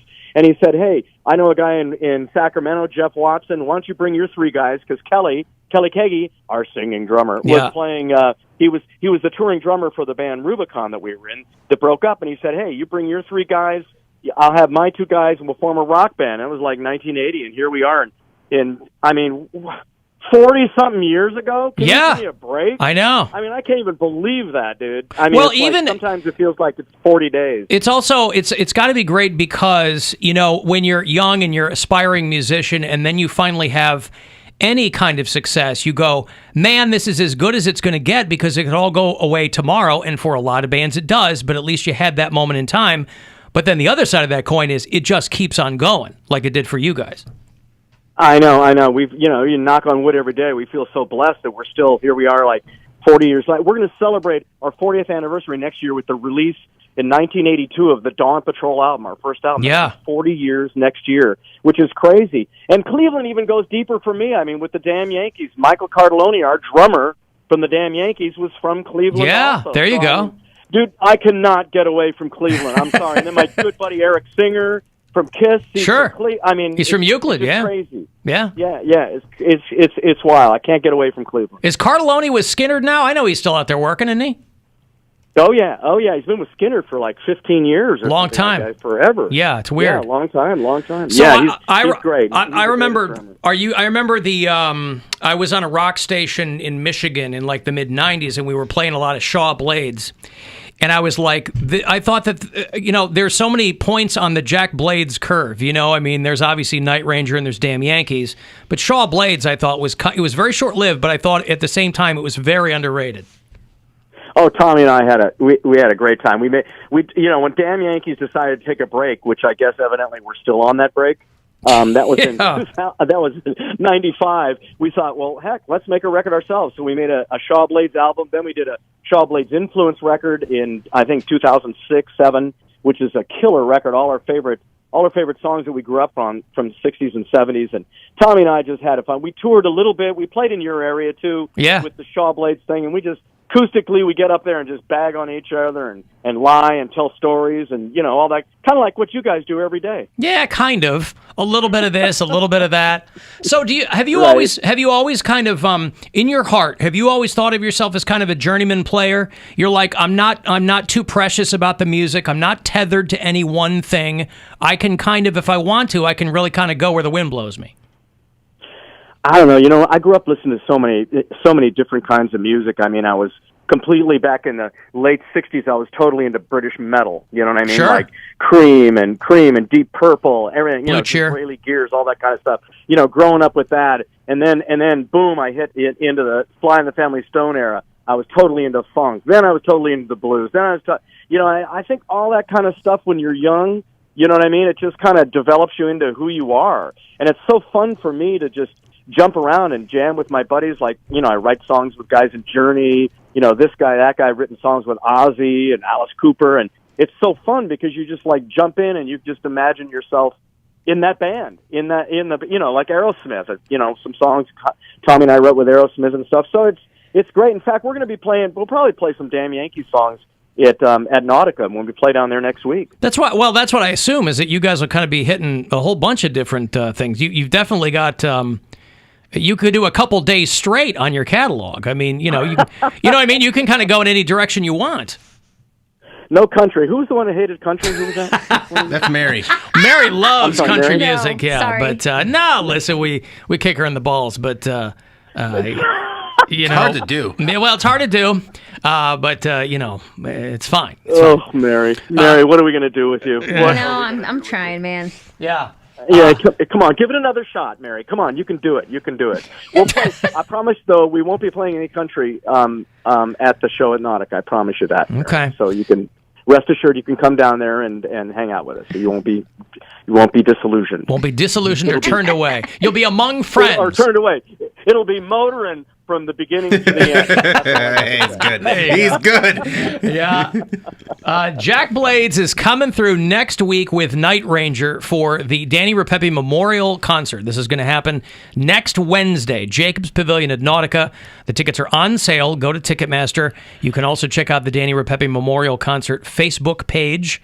It's Night Ranger, Boku from Cleveland, and High Voltage from Baltimore, Maryland, nation's premier AC/DC tribute band. So all three bands, it's only a week away. It's next Wednesday night, and it's going to be a lot of fun. As Jack said, Night Ranger has a long and noble history here with MMS in Cleveland, and it's going to be a great show. It's going to be for a great cause, and we look forward to it, man. I appreciate your time.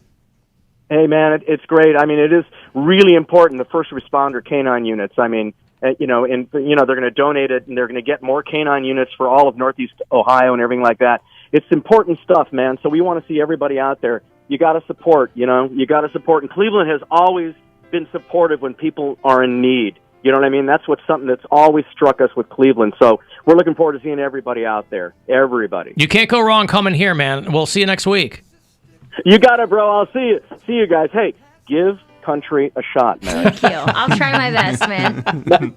Mary, tell them I said so. Just give it a shot. Just give it a little shot. You'll never know. Let me know next Wednesday, okay? I will. All right. TBD. All right. Thank you, Jack. All right. Take care. There's Jack Blades from Night Ranger. Fantastic. Sometimes he's singing. This is Kelly Kaga, the drummer, singing Sister Christian. He was singing some of the songs. Jack was singing some of them. Go back and forth. This is their biggest song, too. Yes. He was talking about their first album. It was called Dawn Patrol. It came out in 82. They had this song done, but they sat on it because the record label goes, nobody wants to hear that. They were like, you guys are a rock band. And I think they put it on their second album. Second album was called Midnight Madness or something like that. And they put Sister Christian on it. And, of course, exploded. I was thinking Boogie Nights with this song. I think of Boogie Nights 100%. As many times I've heard this song, that was the amazing thing about Boogie Nights, is it was able to take a song that everybody already knew, or a lot of people already knew. Some people only know it from Boogie Nights, depending on how old you are, but and make it iconic from that film. Sister Christian, there's so much in life. Is that Alfred Molina in that scene? in a robe. He's doing coke, right? Doing coke, and then the gun. It gets gets into it when it's that ramp up part. That's going to be Mary when she finally listens to some country music. Gotta give it a Vietnamese chance. boys walking around lighting off fireworks. I haven't seen Boogie Nights in a long time. I should go back and watch Boogie Nights. I think it's on Netflix right now. Is it? Yeah.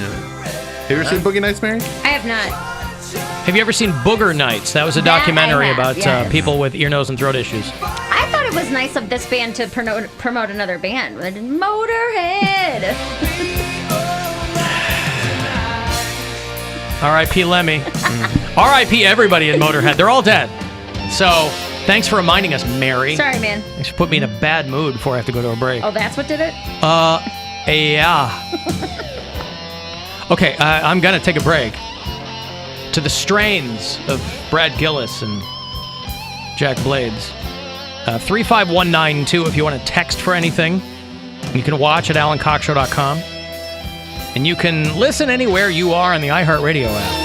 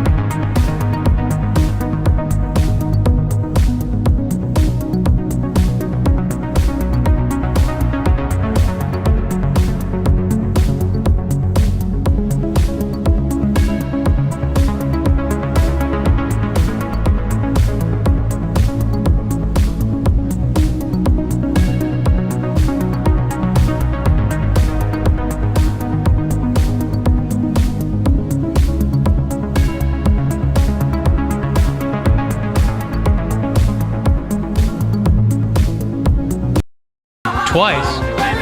Nights on Broadway. Barry Gibb is 75 years old today. If you've never watched that Bee Gees documentary... How old is Bill Gibb? Is there a Bill Gibb? You almost said Bill, I feel like. Did I? I feel like there was almost a Bill came out. I guess I'm always thinking of you. Bill Gibb is... he didn't want to be contacted for this story, but Barry Gibb... he's seen a lot of tragedy, boy. He has outlived all of his younger brothers. There was Andy Gibb, who kind of went off to do his own thing. He was with the band for a little bit, but he died of an overdose, I think. But all of his younger brothers died. Maurice and Robin died 2003, 2012, respectively. Bee Gees got into the Rock and Roll Hall of Fame in 97. So they were one of the early classes there. Barry Gibb, 75 years old today. That Bee Gees documentary on HBO Max is fantastic. It's very good. This is a band, by the way, who had, because it brings into clearer focus what a lot of people don't know, that these guys were already huge and successful before disco ever hit. But disco is eventually what took them down. And so they just started writing songs for other people while they were kind of waiting to get back into the good graces of the music business. But their first hit in the United States was in 1967. It was called New York Mining Disaster 1941. Imagine if someone What a today... good title. I mean, even in 1967, your record label had to be like, what?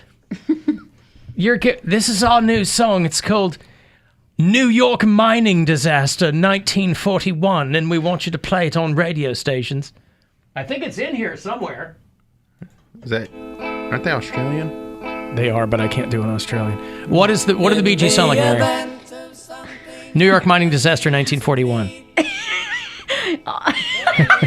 You haven't done Aussie Mare in a while. No, Aussie Mare here. She says the Bee Gees would like to play the New York Mining Disaster 1941. There we go. She hit the post.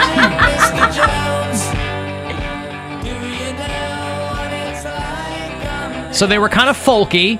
They had different... The Bee Gees went through different iterations, really. 70s, they were kind of doing a more R&B dancey thing.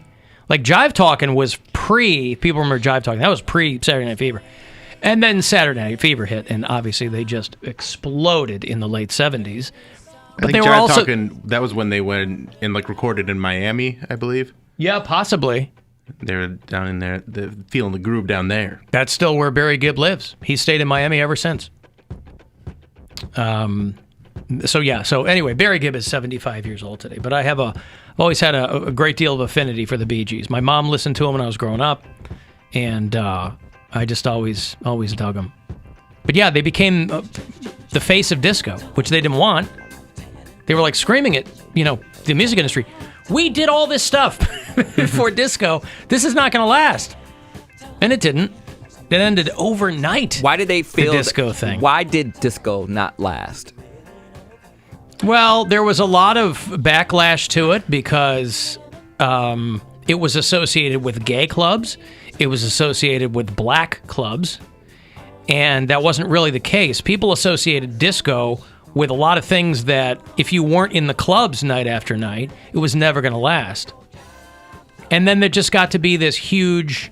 Became a parody disco of itself. sucks background. Yeah. So, it got commodified, really, is what happened, is that towards the end of it, everybody in every business was trying to sell, like, disco pants or disco. Disco just got to be a marketing term. I mean, Kiss did a disco album. Well, they did a disco song. I thought it was an album. I Was Made for Loving You. Yeah, I don't know that they had a whole album. But I Was Made for Loving You. Still, Kiss fans, they forgave him for I Was Made for Loving You. But you're right, even they weren't immune to the allure of... It's a good song. This is off Dynasty. I don't hate it. I don't mind it at all. It's certainly not their worst song. They've got way worse songs than this, boy. But they did put this on, like Dynasty was supposed to be like the return of Kiss, in the 70s.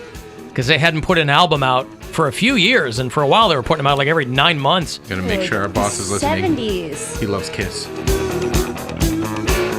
Jason loves Kiss? He loves Kiss. 50 years ago. Yeah. They've been a band for so long. They've been a band since early, my age. There was no kid that grew up in the 70s and liked rock and roll and didn't like Kiss for at least a hot minute. I never got way into them, but I had friends that were obsessed with Kiss. I'll post a Throwback Thursday tomorrow, if I remember, of when I, as a grown man, dressed up as Kiss.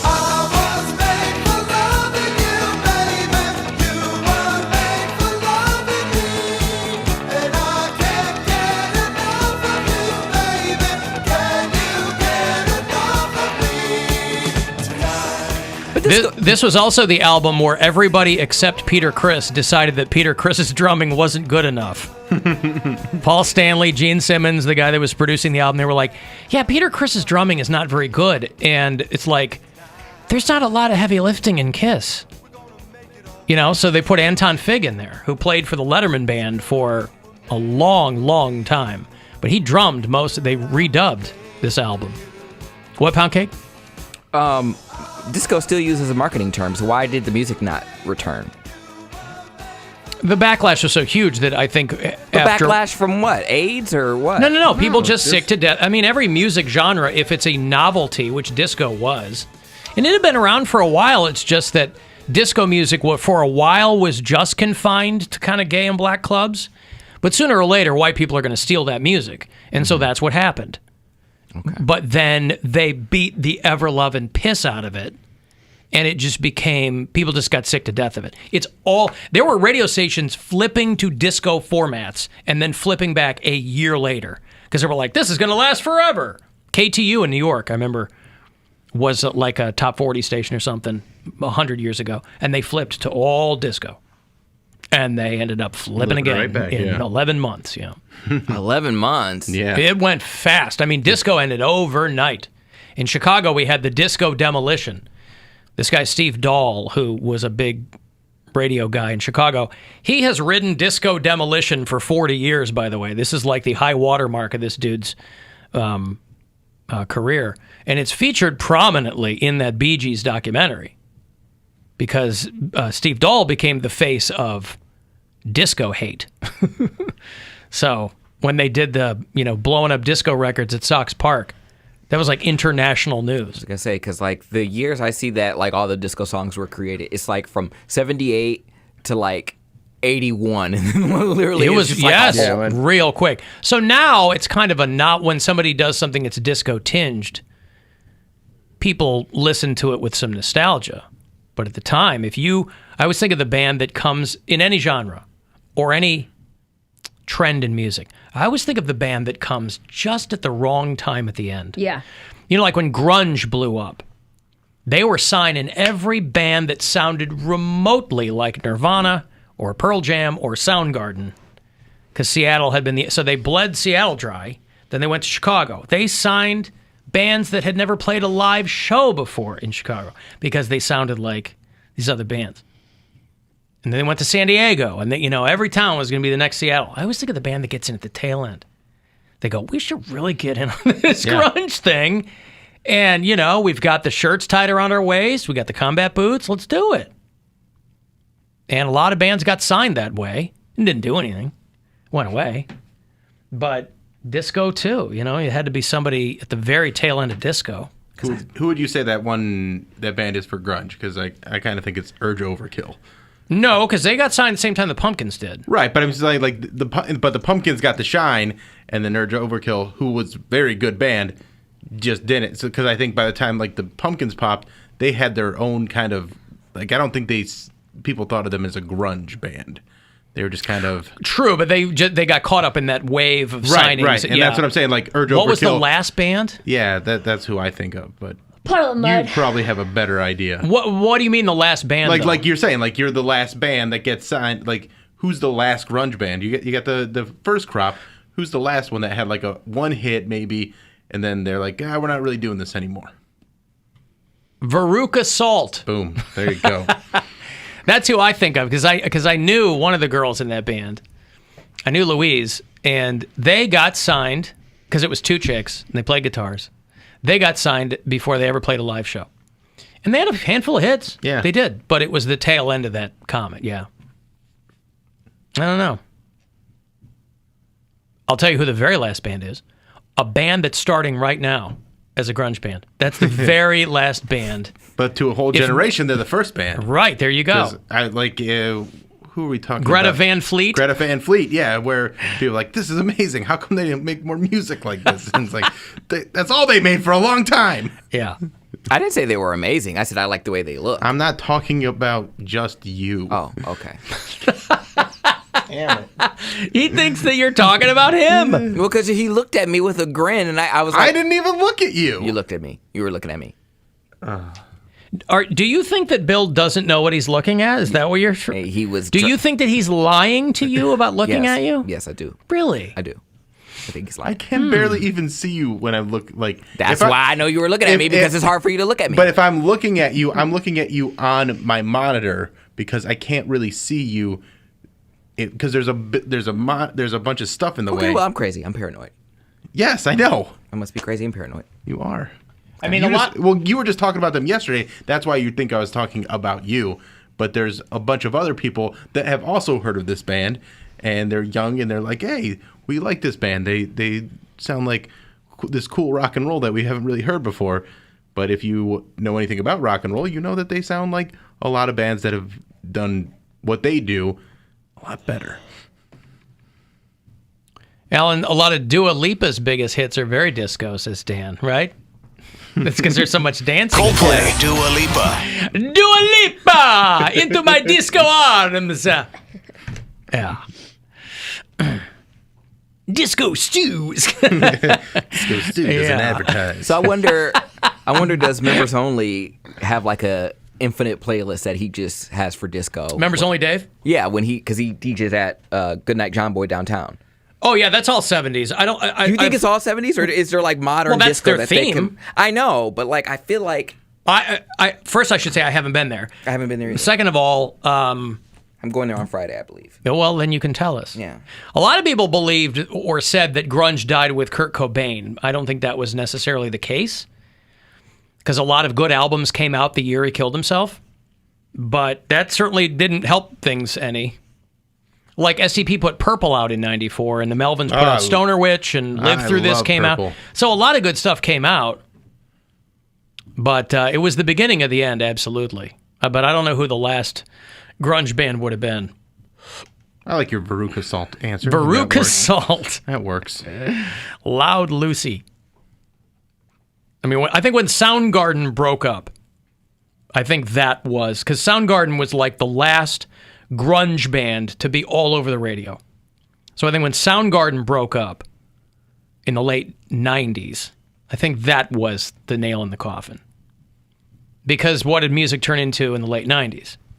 New metal. Backstreet Boy. Not yet.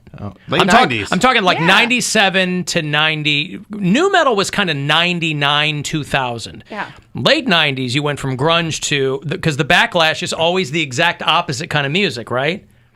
So you go from grunge to... Well, there was post-grunge.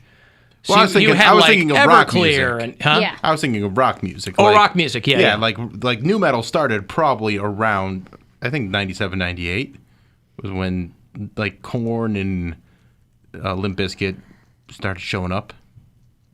But otherwise, you started with Britney Spears and Backstreet Boys and NSYNC and all that kind of stuff. The heyday of good music. Yeah. Well, the first band that I thought of as new metal, even though they hated the tag, was Deftones. Breaking Benjamin. No. Yeah, I don't think of Deftones as new metal. I don't either, but they were absolutely, to me, the first band that came along and you were like, oh, there's something different going on here that is, and I don't think they like that tag either, because they certainly, but I guarantee they got lumped in with those bands. You know, if there was a festival, they were like Korn and Limp Bizkit. Yeah. I bet you Deftones were on a couple of those. They probably were. A couple of those. But I think of new metal being like rap rock, like Kid Rock and all that, you know, where they're like, we can't get all the white kids to buy hip hop albums. There's plenty of white kids buying them, but we need some hip hop rock crossover. Need something. And so we get Fred Durst out there. Cypress Hill. Singing about Nookie. Am I getting close? They're rap rock. Well, they were rap. They had a huge hit doing a rock song. They had Rap Superstar. They had Rock Superstar. They were smart. They did 2 different versions that went out to 2 different radio formats. Right. What was the You Want It All? Faith No More. Faith No More. They had some rap rock stuff early. 311. Yeah, but they were all over the place. Yeah. They, 311, they did what they did for a long time. Yeah. 311's But that was more reggae-ish. Okay. 311. Those kinds of bands. Kind of more stonery bands, maybe. Mm-hmm. Hey, by the way, if I can't, because I only care about the names when it comes to sports. If the Browns are going to cut Sheldrick Red Wine and Tucky, whoever. Tucky's still on the team. He's still there, but they're cutting all these. If I can't get it with the Browns, I'll get it with the Cavaliers.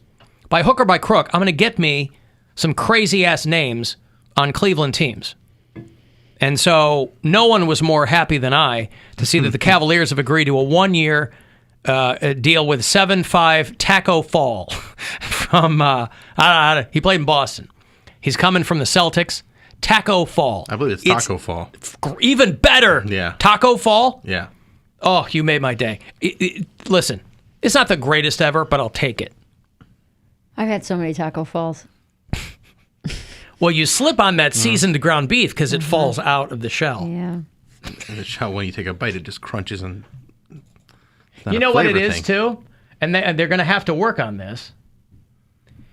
What happens is, because you turn your head sideways to eat it, it throws your equilibrium off. Get vertigo. Yes. And so then you have all those taco falls. Yes. And if any... I got to stop eating them on stilts, I think is the problem. Oh, wow. On yeah, stilts. That's mainly the issue with all my Taco Falls. I'm not great on stilts. So you have to wedge them under your armpits then like crutches and No, then those are eat crutches. Huh? Those are crutches. Stilts are just they attach to your knee and like your drywall foot. stilts. Oh, I thought you meant like carnival stilts. No, you don't use your arms on these Oh, you're stilts. talking like drywall painter stilts. Yes. Oh, well, you shouldn't fall from those. They're like pneumatic and they bounce. Have you ever tried to eat a taco on one? I have. And you did well? I've only tried to eat a taco on someone They call who him was Taco wearing Stand. Yeah. Ah. Bill, it's pronounced taco stand. Well, you're more talented than I, Alan. Mark it down. Patently false. So, Taco Fall is joining the Cleveland Cavaliers. And congratulations to them. Gonna have a taco fall and a pizza winter. Whatever it takes, whatever it takes.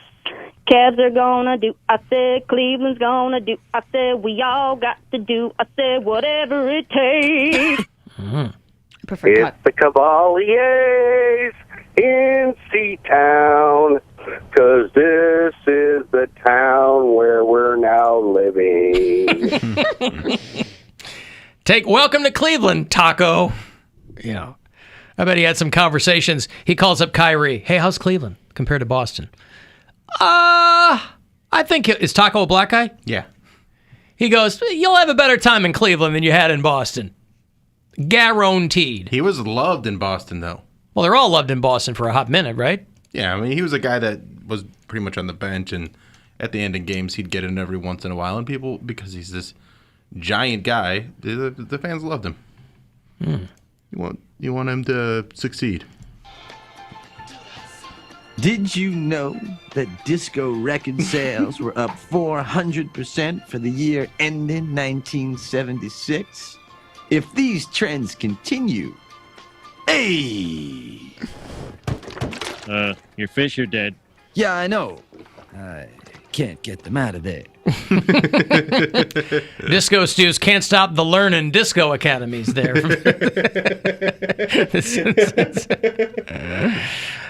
Is there anything Hank Azaria cannot do? Apu. It's true. Yeah, not anymore. Not anymore. Don't go chasing Taco Falls. Okay. I prefer I'll Taco take that. Autumn. But I'm just, prissy like that. Prissy. You're prissy like that. There's a word I haven't heard in a long time. Prissy? Yeah, prissy. You don't like it? I didn't say I didn't like it. I haven't heard the word in a long time. Prissy. I use that word a lot. Do you? Mm-hmm. I describe my cat as prissy all the time. Oh, prissy cat. Mm-hmm. I believe it's pronounced pussy. I am Isn't not. it a pussy cat? It can be. Yeah. Mm-hmm. Speaking of taco falls. You don't even know. Oh my God. Transvaginal mesh. These cats. It's the ultimate taco fall. Excessively respectable. Prissy. Your cat is excessively respectable. I think of prissy as like high maintenance. I put prissy and high maintenance on the same level. I do too. I'm just reading how this is defined here. Excessively respectable? Fussily and excessively respectable. Yeah, Priggish, like prim. you're gonna respect me. Okay. I'm fussy about it. Huh. All right. Take your word for it. Okay, after the break, I will have those Oktoberfest passes for you. That's a couple of weekends at the Cuyahoga County Fairgrounds. This weekend, it's the 3rd through the 6th, and then next weekend, 10th and 11th out there. So if you want to get to that, I'll hook you up after the break. And then at 4:30, it's the next keyword for you to get to the Rock and Roll Hall of Fame induction ceremony in October. Moving it to the Romo Fijo. You'll be part of the whole Foo Fighters experience, be there for their sound check. The photo, the autograph drum had that whole thing. So that's coming up at 4:30. 35192. Want to text for anything else there, and you can get us at alancockshow.com.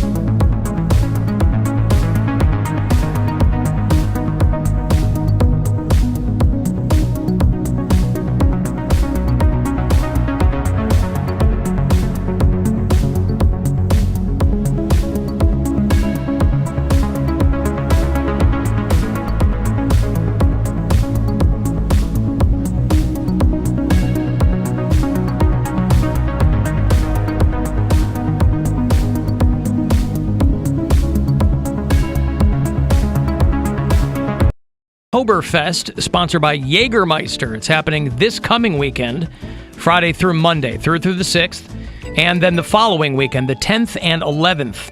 Both at the Cuyahoga County Fairgrounds in Berea. You can save when you buy your tickets online.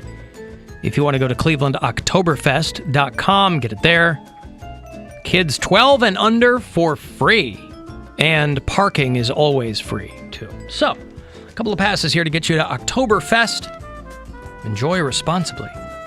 Good luck. Caller 10, 216-578-1007 or 800-348-1007. Some things are never meant to be discussed in polite society. Welcome to Impolite Society. The Alan Cox Show. On 100.7 WMMS.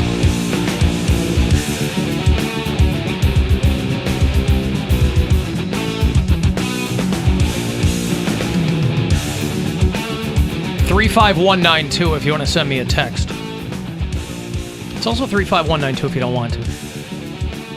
AlanCoxShow.com. All of our info and digits are there. Got the Poundcake Sports Break in about 1 hour. Around 5:20 is when we do it. And it is his look at the week's most scintillating sports stories. I don't even know what he's got on tap.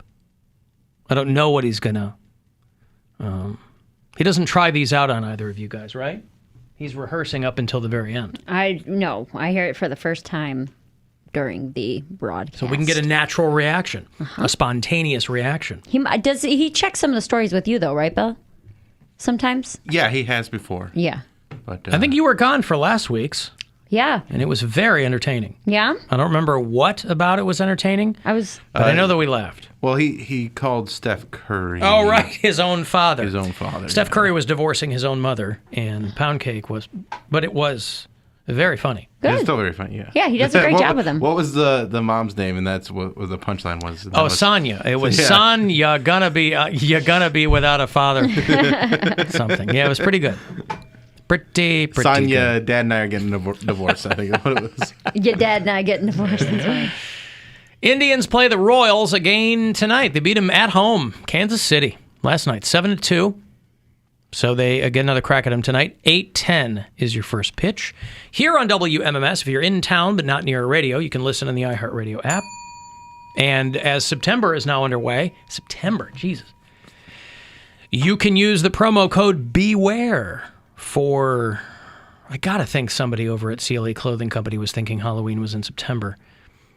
Maybe not, though. What do I know? Maybe it's an inside thing. Beware the Ides of September. You can use Beware for 20% off. Maybe it's BEWEAR.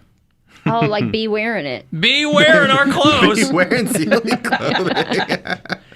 But tell you what, no, because they sent it to me written, so it's WARE. Beware, 20% off. You can do it online, do it in one of their stores, whatever you like.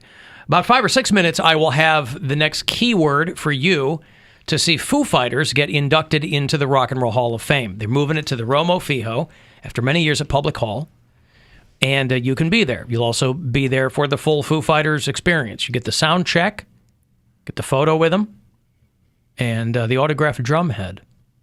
So plenty of chances for you to win that, yes? I believe CLE Clothing's up for one of the categories, like best they are. T-shirt company. Or I filled out my ballot this morning. Yeah, and but someone just sent me a screenshot of them voting for the Bill Squire Show for best podcast, which I appreciate a lot. Yep. I voted Alan for it. Cox Show, best radio show.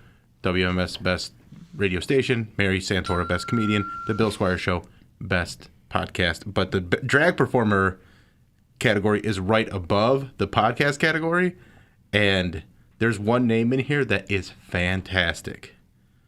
Is a Wish a Bitchwood not in there? No, Wish a Bitchwood is not in there.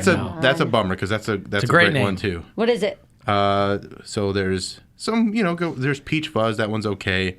Malibu Peru, Sherry Turner, but the best one is Rider Slowly. Yes. So you voted for you're just voting for the name? I'm not voting. I didn't vote at all, I don't think. Oh, you didn't vote for I it? don't, Okay. I don't know what they do. I see. I voted for Peach Fuzz because I like her work. Okay. But yeah, Rider Slowly is just It's a great name. Great name. For Great a name. Drag performer. Yeah. Did you vote Poundcake in the Cleveland Scene Best of CLE? Not yet, no. Okay. Will you not vote in protest that the Poundcake podcast was not included in the ballot? No, not because of that, but because I wasn't best sports announcer. So a protest, you're abstaining. So we wouldn't even vote for the Alan Cox Show? See, I was going to do that. I was going to abstain, but I was like, no, because there's a lot of local businesses that I think should get some love. And, we've gotten a lot of love over the years from Cleveland Scene, and we do appreciate it. But they're good people over this there. Is a high-profile organization over here, and there are a lot of, Best of Cleveland is a place where you can really throw some love to local establishments that might not otherwise get any. For instance, Bill, there's this place called Salty Not Sweet. Oh, it's this little boutique in Lakewood. Oh, it's just a gem. It's a little peach of a place, and they were up in a couple categories. I gave them a little vote. Yeah, best gift shop, best boutique, and there you go. Best place to buy a piece of Cleveland. There you go. So Hilarities for best comedy club. Hilarities, yep. Got Tremont Athletic Club. That's who got my vote for best gym. There you go. So they let me work out that. Now and fart again, there. I was a little thrown off because usually the best gym category I vote for Jim Donovan, but I didn't see that one this year. I didn't see that one this year. Oh, I'm sorry. The best Gime category. Oh, Gime. Gime. I'd probably vote Slim as the best gym. You're not going to get that vote from Alan. I know. I took a bite of one. You did it wrong. You did it so What did I wrong. do? You pulled the meat out of the casing with your teeth did I like really? a psycho. Yes. You didn't snap into it. You stepped into it. Yeah, I stepped into a Slim Jim. That's what they always say. That's what Randy Savage used to say. Step into a Slim Jim. I was stepping my teeth into the meat, and meat, air quotes. Who cares? It's all processed pork fillings Yeah, or whatever. It it's says. all fake. Meat and chicken blend. Yeah, who cares? Well, would you like a grain meal and chicken blend stick? Delicious. I've got some sperm news here. Sperm news. Anyone who might be interested. A couple in Michigan have been forced by the courts. This is in Grand Haven. Were you just there? No, Grand Rapids. Grand Rapids. I think my daughter might have been in Grand Haven with some friends. Grand Haven, Michigan. This is Western Michigan. You're on the other side of Lake Michigan. A judge has ordered a couple to pay their son $30,000 for getting rid of his pornography collection. Saw this. Wow. Saw this. The TMZ posted about it. He sued his parents.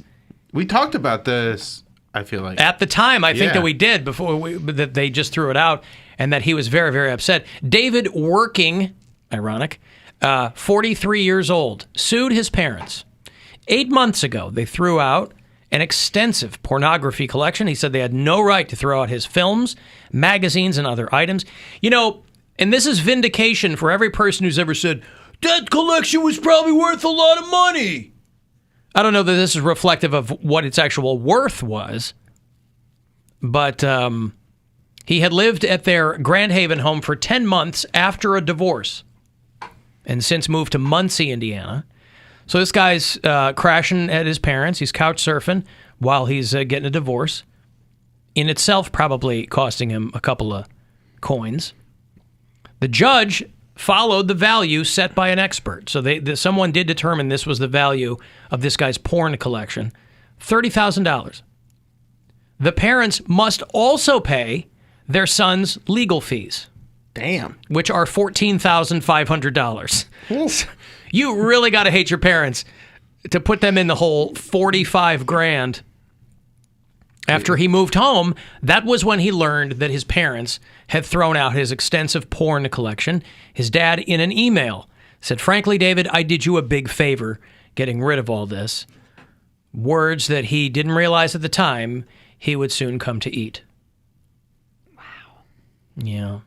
Well, old porn, it just hits different, I mean, if you've got, this guy might have had reel-to-reels and... It's like masturbating in a time machine. old stag films or... So, Now, if his middle name... It's nice to see some justice. Yes, David Working, if his middle name was like Tyrone or something, that would have been fantastic. David T. Working would have been great. But yeah, $30,000 worth of wank mags. A lot of porn, and that's there's so a lot, boy. I mean, you have to have that much like porn if you want to watch it, just because you can't go back to the same trove. Like, I'm sure probably out of all that, he probably has like a couple favorites, right? Well, they did. I'm fascinated by Dr. Victoria Hartman, because she was the expert in pornography valuation. Obviously. Yeah. Evaluation. So, kind of a historian, if you will. And she determined that it was worth $30,000. Man. She could not provide a value for 107 titles on the Sun's list. So who knows how much those are worth. And they weren't even like bootlegs. They were like legit. There were some bootlegs in there. You're not embarrassed by... I wonder if he is more so embarrassed than pissed that his parents found his porn collection, because now his parents know what he's into. And who cares? They got to pay him $45,000. But I'm talking about before your the parents. fact. I mean, they found it. Like, I remember. That's even if you hit your parents up. They're at least going to be on the hook for the legal fees if he makes them. So I bought like this. This is probably 1999 or 2000. I don't even remember. Maybe it was. I bought some porn mags, and they came in like a black bag. It was just like the cheapest ones that they had, and you couldn't see what they were. So they just gave you like 3 or 4 porn magazines, and it was $5, but you were getting like the bottom of the barrel stuff. Yeah. And there was one, and it was just like big old sloppers. Like that was like the porn. And I had it, and like I didn't even have it for more than like a day or two. Wow. And my mom found it, and she lost her mind. How did she find it? Because she was snooping. You need to hide it better. I didn't think she was coming looking for it, but she found it. And she got mad. This might have been after my mission. I don't remember exactly. But she got mad. She like was throwing it at me, and she's like, "Is this what turns you on?" And I was God. I was like, actually, no. It was like, but I couldn't explain in the moment how buying pornography worked to my mom. God, I'm so glad that I Is grew up. this what turns you on? I was wondering that. That's what I'm saying. don't She wanna know. ruins it. That's what I'm saying. I wouldn't. My brother, he was just so nonchalant with it because he would download it and then sell it. Well, and we so are he lucky enough that we grew up in an age of internet porn. You and Well, I a have lot never of had to kids hide porno magazines. I like how you consider that lucky. We're very lucky. Well, my brother. It's a rite of passage to have a porn magazine found under your bed or between the mattress and the box spring or something. I guess, but like the embarrassment. Yes. Yeah, it's Especially funny. when it's like in the worst possible position. They get funny. the grodiest woman on the cover, like, like, you know. And that's exactly what my brother would have. And he would, like, whenever my mom would need, like, some bucks, she's like, I need, X amount of dollars. He's like, it's in my box. I'm like, what box are you referring to? He's like, the box where I keep all my porns. And sure enough, my mom, she ain't care. She would go in there, take out a wad of cash, and she's like, thank you. I'm like, you don't care about, She doesn't care. She doesn't know where the money doesn't know where it came from. She was peeling those bills apart. Right. But it was just like, yeah, but your mom finding your magazine was one thing. But in the age of internet pornography, of course, you had to worry about Carl Monday peeking over your shoulder, right? Well, that's our biggest thing is people trying to take books out of here or movies. But book theft may be the least of the library's security problems. We reviewed incident reports from libraries in Cleveland and throughout Cuyahoga County. Remember when Carl Monday walked up on that dude that was whacking it at the library? Yes. Many years ago. Public access. That includes public access to the computer for patrons like 23-year-old Mike Cooper. What do you look up on the internet? Nothing really. My sports scores, stuff like that. Sports, pornography, stuff like that? No. Why? I don't know why. You tell me why. I don't look up pornography, so no. I've got this trip for you to downtown Cleveland for the Rock and Roll Hall of Fame induction ceremony. You'll see Foo Fighters and Tina Turner. I don't know who's coming to perform. People keep asking me, and I genuinely, they haven't released that list yet. But Foo Fighters will be there, and you will be there with them. Listen closely, and good luck. Check. 1, 2. All right. The Buzzard has your chance to meet the Foo Fighters at this year's Rock Hall induction ceremony. Welcome to the Rock Rock and Roll Hall of Fame. Courtesy of RCA Records. Text the nationwide keyword LEGEND to 200-200. You'll get a confirmation text and info. Standard data and message rates apply in this nationwide contest. That's LEGEND to 200-200. Good luck from 100.7 WMMS. Alan Cox Show After Hours line. If you just want to leave us a quick message rather than us talking your ear off, you can do that. It's 216-986-8903. Alan, Caleb, and Ken listening to the podcast from yesterday. I think we're missing a big opportunity here since Cleveland has such a T-shirt centric economy here. I'm still waiting for my Prolapse Posse T-shirt, but if you're not printing shirts that say "Here comes another shorts filler" from yesterday's start of the episode, I think you're missing a huge opportunity. Love you, bye. Oh, I forgot to. Yeah, I don't know. I'm running out of ways to open the show, so I just said, "Here comes another shorts filler." I think that's the new way. I think that's your signature now. That's what it is. Yeah. All right. Hey, here comes another shorts filler. I'll tell you what a shorts filler is. Mary didn't like scary movies, do you? No, remember last year I was like, I'm going to start watching these scary movies, and then every movie I watched I was unimpressed by. So we're going to kick it up a notch this year. What are you going to start watching? I don't know yet. How about the new Candyman? Yeah, would you go Is it see? Would you go see it in the theater with me? Sure. Is it good? It's good. I heard it's great. Is Yeah, it it's real, good. real scary? Yeah, I think so. I heard bloody. it's like creepy though. It's creepy, bloody. Yeah, but it's also tied to the first one. I remember seeing the first Candyman in, God, it must have been when I was still in school, and the college radio station decided, hey, let's do a screening of Candyman for the residents of Cabrini Green. That's cool. Which was the project. It was the only project in downtown Chicago. It was called Cabrini Green. Long since torn down. There's like a super Target there. And Candyman was set in Cabrini Green. Oh, wow. And so they thought, let's get some, people could. It was a shrimp show. I'm sure. I had to go see the movie again because I couldn't hear it. It was, it was fun. It was so fun. I was a kid when that movie came out. I remember it. Now, give me the premise again. I've never seen it. You say Candyman 3 times I in the know minute. that, but He sings the his- song Candyman. He tells he gets no. mad at Charlie for not having enough money to buy more than one chocolate Yes. bar. Yeah. Who can take a rainbow? No, so like the guy does something to kids. He like gives the kids candy and the parents don't like it, and they get him bees. They attack him with bees or They something. attack him with bees. It's as I recall, it's an old, and they kind of tie it in the new one. But it was like an old slave. It goes way back in history. An old slave who like knocked somebody up. So they cut his hand off, put a hook on it, and they let bees sting him alive or something like that. And so his spirit comes back to seek vengeance on, the residents of That Cabrini had Green. something to do with candy and children. Well, Did I make honey that is part of candy. I mean, there's sweets for the sweet, I think was the thing in the movie. But they're already starting to rip off Candyman.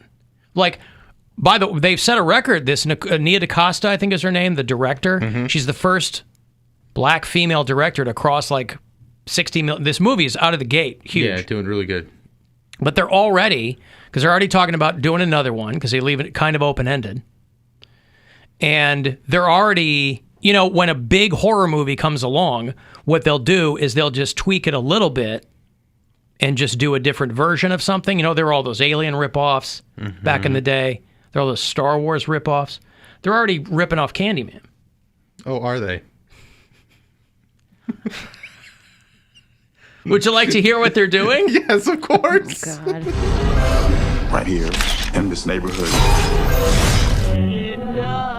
the legend started. And the legend is, if we say his name 5 times while looking in the mirror, the mirror invites you to summon him. Hell no.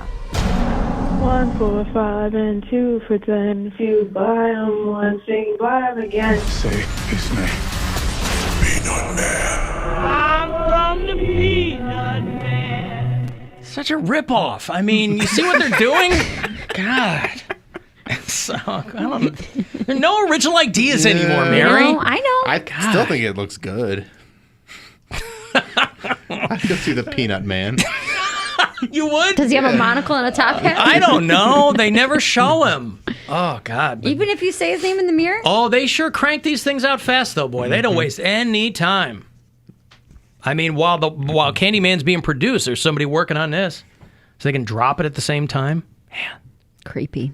It's very creepy. I've got to take a break. I've got to clear my head. Yeah, I've got get to in the right mind space. I've got to because- get myself right. I've got to get myself in the right mind space. And then... Not headspace. The right No, I like mind space. I'm going to... The right mind space. Peanut Man already screwed her up. She's already... I can't get out of the right mind. Can't get out of my head. I've got to take a break. If you want to listen, you can anywhere on the iHeartRadio app. The Alan Cox Show on 100.7 WMMS.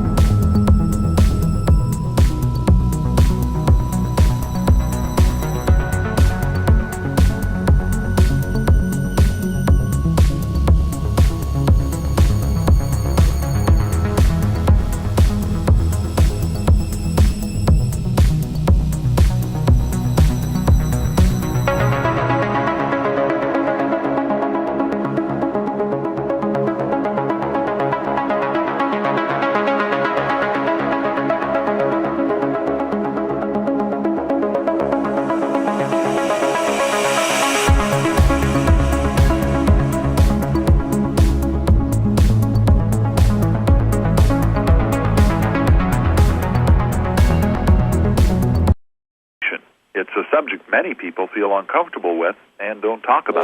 Call the Alan Cox Show, 216-578-1007 or 1-800-348-1007.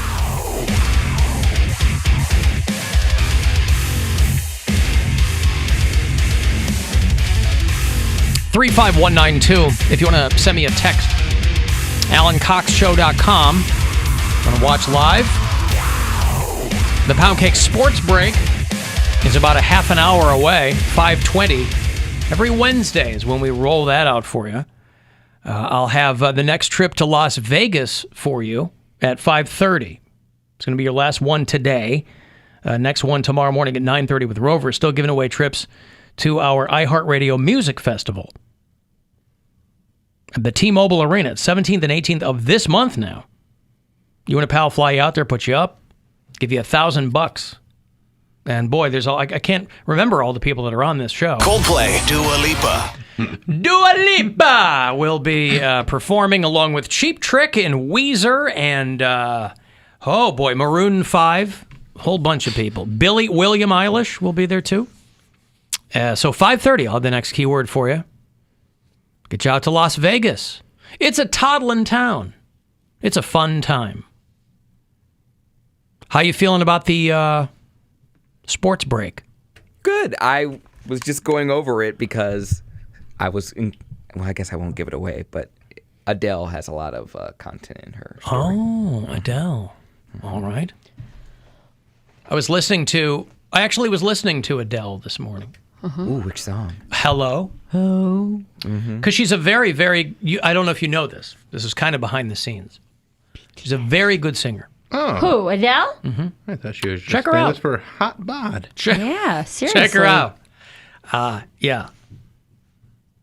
I wonder how pissed her husband was that she got out. He's like, "Why? This is the reason why we got divorced." Fine. I'm just Yeah, but he's get $300 million or something like Wait, that. why would he have been? Why was he upset? Because he got fat Adele. I thought he had he was getting like $30 million a month or something No. ridiculous. He's got money, but I'm saying he was like, well, maybe. But he married her as she looked before. But she just probably got bigger. She got that revenge bod. Everybody gets the revenge bod when they split up or they right. Dude, since my last relationship, I've lost like 30 pounds and now have straight teeth. That's a big one. Yeah, but you're not paying $5 million a month. No, but like when he you was talk about, you getting said paid. that he's probably pissed he got her when she was fat. First of all, he's fat. He's Is he like a fat? chubby dude. Yes. He's a chubby dude. I don't know if he was her manager or what he was. He was her manager. So, again, you don't want to dip your pen in company ink, but yeah, I think he was her manager. And I don't know if he was that before. I don't know what their backstory is, right? It's such a weird saying because I feel like I would definitely use company ink if I needed to use a pen. To ink a why? pen. And I feel like why am I going to buy my own ink? Right? Why am I going to buy my own ink? It's messy. I'm at work. I'm going to bring my own ink into work and be like, well, It's I a don't want to conflict use of your interest. ink. And I hate when that I'm doing anyways. work for you. Like that.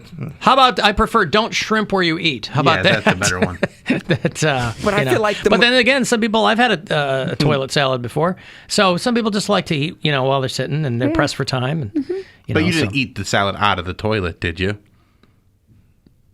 What? That's not what toss. So, no, listen. Adele's husband was lucky to have her. Crazy talented, a lovely woman, irrespective of whatever her weight was. She was. How do you know? You know what? How do I know what? How do you know? Have you met her? No, I said she's a lovely. She was. Adele's very pretty, and she's crazy talented. Yeah. So, what was the downside for this guy? He's saying that she's skinny now and she was I know, but her husband was not going to get Emily Ratajkowski, right? What a pull. He might now. I don't know. Who's a skinny model? With all that money. And, some of us bigger guys can pull some slight lasses. Some what? Some, Bill dates skinny girls is what he's trying to say. Well, anyway, Simon Konecki is the guy's name. And if you Google him, you'll go, oh, this guy's got to take what he can get. A hickey from Konecki is like a Hallmark card. He was lucky to get Adele. And they have a kid. It's not like these two just give me your albums and I'll give you mine and we'll, give me $30 million a month and we'll go our separate ways. That number up, They've got a kid. So, I know, but she It gave was him a lot of money. It's like $75 million because I think her net worth was like 150. So she had to give him something like $91 million. That makes me want to puke, dude. So I think he's okay with her losing a little weight. Yeah, and he'll be just fine out there. So I always thought Adele was very pretty. She is. Yeah. Some women, when they get real thin, you go, they look weird. I mean, it takes some getting used to, but like Gayle King. Did she get real skinny? Not Gayle King. Who's the one? Gayle Nightingale. Gayle Nightingale. Gayle. What? No, maybe I was. Dwayne Wade was friends with her for a bit. Oprah. Not Oprah. She got skinny. God, I can't remember. I think she was on The View or something. I can't remember who she... But she like... Ricky Lake. Cheryl Shepard? Not Cheryl Shepard. Sherry Shepard. Sherry She was Shepard. popular, I feel like, in the... Cheryl Underwood, Sherry Shepard. Early 2000s, like early to mid 2000s. Star Jones. Star Jones, that's the one. Star Jones. Wow, that's a pull. Star Jones. But that's what I think of. Like, she lost I just a bunch remember of weight. Tracy Morgan playing her on SNL. I'm a lawyer. I remember that whole thing. That was his whole bit. Yeah. Well, anyway, I did. I listened to Hello by Adele this morning in the car. It's very... How to Make Me Feel? Yeah. She's got a great voice, boy. That is a gift. But it's like a very cinematic song. Yes. It starts quiet and then gets loud and quiet again. That's when you can really tell if somebody can sing. When it's just them, kind of. Kesha's song "Praying" did that for me because Kesha's got like that party girl, rock out, drunk people music. But then when she's saying, that's like the first ballad I heard from that was her. back that when was like, she was getting, when Dr. Luke was doing stuff he shouldn't be doing. Yeah. Call me Dr. So Luke. I don't think she wanted to make that music. I think she was forced to make that music. But it sounds good. Yeah, he's a producer. Yeah. Alan, thanks a lot. Now, Hot Nuts is stuck in my head for another 2 weeks. Listen, I like to wait until I think that it might have kind of trailed off with the audience, and then I reintroduce it back into the bloodstream just to annoy people. And if you don't have Hot Nuts stuck in your head, I hope Dua Lipa is. Coldplay, Dua Lipa. How am I going to get over the chasm? The wood in the bridge is out. Dua Lipa. Alan, I'm at work now in the lunchroom at a manufacturing facility. And I'm quietly eavesdropping on two youngsters just talking shop. And one of them just said conveyor belt. Yes. I thought Cody would take comfort knowing he's not the only dummy walking around. Well, but I know this. I know I'm not the only dummy walking around. I didn't make No, that makes him feel better. But I'm just That's saying, his response. Well, because I didn't make these words up. I've heard them from other people. No, mispronouncing something is not you hearing the word from other people. No. That's other people mispronouncing a word. He's saying he was surrounded by people. I was surrounded by idiots. He said things like conveyor belt. My substitute teacher said Warbury. That's where I got it from. I didn't make it up.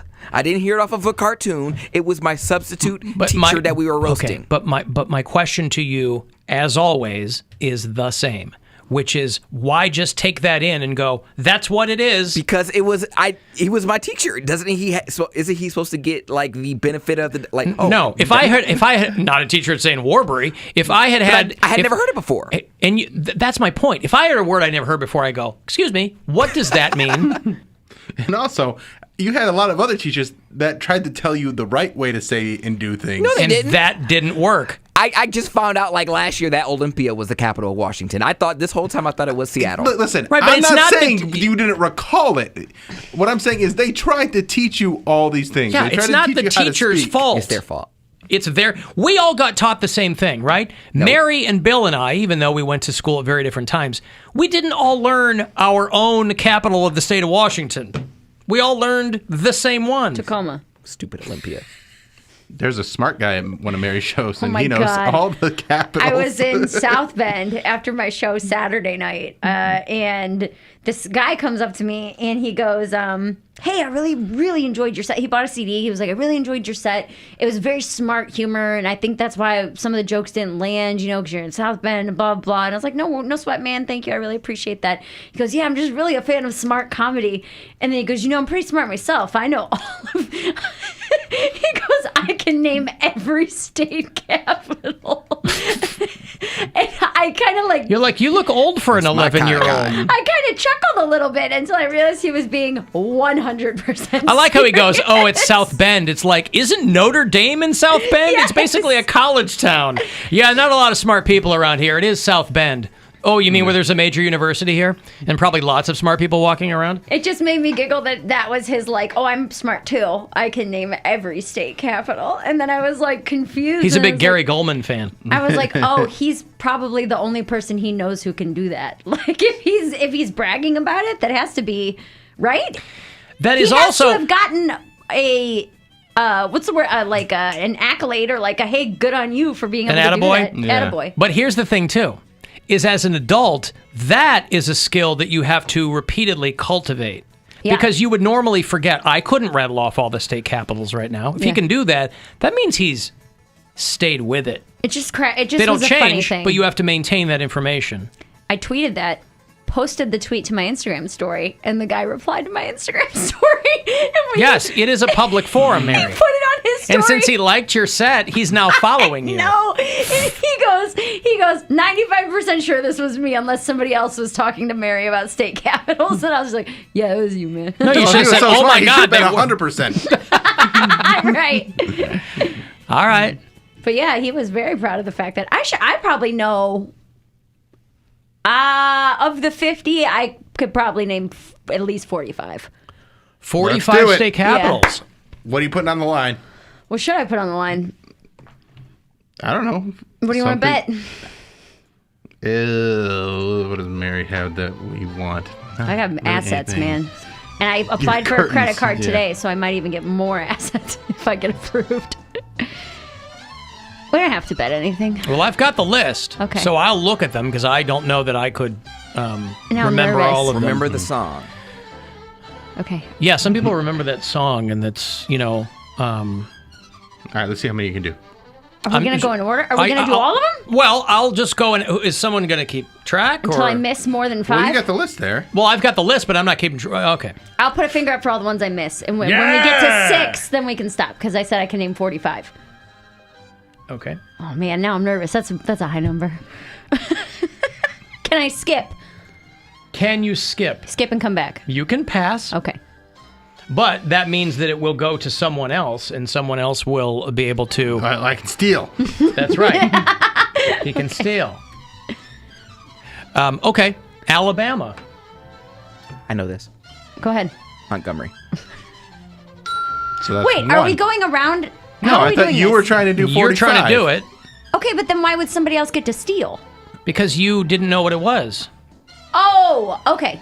All right. So that's You're one. my contestant. Got it. If someone else knows, they jump in. For whatever reason, I thought this was like a Bill does it, I do it, Cody does it thing. We can. Okay, it doesn't matter. Go ahead. It's it doesn't Mary matter. said she can name 45. Okay. So we're gonna sorry. just see You what were we can just do. in South Bend. I assume you got a lot of smarts there from that guy. Right. Okay, I'm ready. So you're down to 1. You're down to 1. I didn't understand the game at first. Fine. Okay, I'm that's down fine. 1. We'll, Okay. that was a test run, okay? Alaska. Juneau. Arizona. That is... It's not Phoenix. Is it Phoenix? Okay. It is Phoenix. Arkansas. Little Rock. California. Santa Fe. Oh, that's Santa That's Fe, in New Mexico. Dang it. Is anybody else? So I have it right. No. Okay, Sacramento, fine. California. You got it wrong. I know I got it wrong, but I knew. Santa Fe, New Mexico. Anyway, go ahead. Colorado. Is it Denver? Okay. Yes, I'll be there tomorrow. Hey. I'll tell him you said hello. Thanks. Mary Santora knows you guys in the Capitol. What's up? I'm going to hit the dispensary. The Mary Santora? The Mary Santora. Okay. Connecticut. Hartford. Delaware. Dover. The city that means well. That was like the only city in Delaware. Florida. Jacksonville. Oh! Tallahassee, right in the panhandle. T-Pain, ho. All right. T-Pain, ho. Yeah, that's his mnemonic device. All right, I'm at 2. Georgia. Atlanta. I was going to say that's easy. Sometimes it's not, Thought though. you were gonna Sometimes say it's Augusta. not the biggest city. A lot of times it's not the largest city. Yeah. That's right. Hawaii. Honolulu. Idaho. Boise. Idaho. Illinois. Illinois. This is one that I'm like, it should be Chicago, but it's not. It's not. Middle of the state. It is. Illinois is. Don't you look at the map. I'm not. Illinois. Can I pass? Or if I pass, it counts against me? Yes. But somebody else can take it. I got it. What is it? Springfield, Illinois. Whatever, That's 3. right. Indiana. Indianapolis. Not South Bend. Iowa. Iowa. Iowa is. I don't know Iowa. There are people actually. screaming at their radios right now. Des Moines. I know. Des Moines. It is Des Moines. Cody's killing That's it. right. I Have know you my known all of them geography. too? I don't know all of them, but I know. Have you known all the ones that we've done so far? Yes. Okay. Wow. Cody's winning. Kansas. Kansas City. No, Topeka. Topeka. Wait, does that count? She It said counts. the wrong Shut up. thing. I got it right. Kentucky. That's not how game shows work. Yes, it is. You don't get to say the wrong answer. You get to give a goof answer. I got it after that guy did, Alex. No, because in Jeopardy, if you say the wrong thing, you have your little timer until it goes and you can say the right thing. No, that's not how Screw it you. works. I got it right. Okay. Kentucky. It's not Lexington. It's I think it's another F one. You tell me. It's Frankfurt. Frankfurt. That is tricky because I was like, is it Louisville, Lexington? Or... Is it what? Louisville. Louisville. I love that he would know the capitals. He would just mispronounce all of them. Yes. Frankfort, Topeka, Kansas, Des Moines, Boise, Idaho. That's why I want to go there. I want to go there. Where are we? All right, Louisiana. Baton Rouge. That's right, Red Stick. Moulin Rouge. Maine. Maine. Augusta. I was gonna say not a capital for one, but a capital for another. Maryland. Maryland. It's not Baltimore. Is it Baltimore? It's where the Naval Academy is. Maryland. Don't give her clues. Is They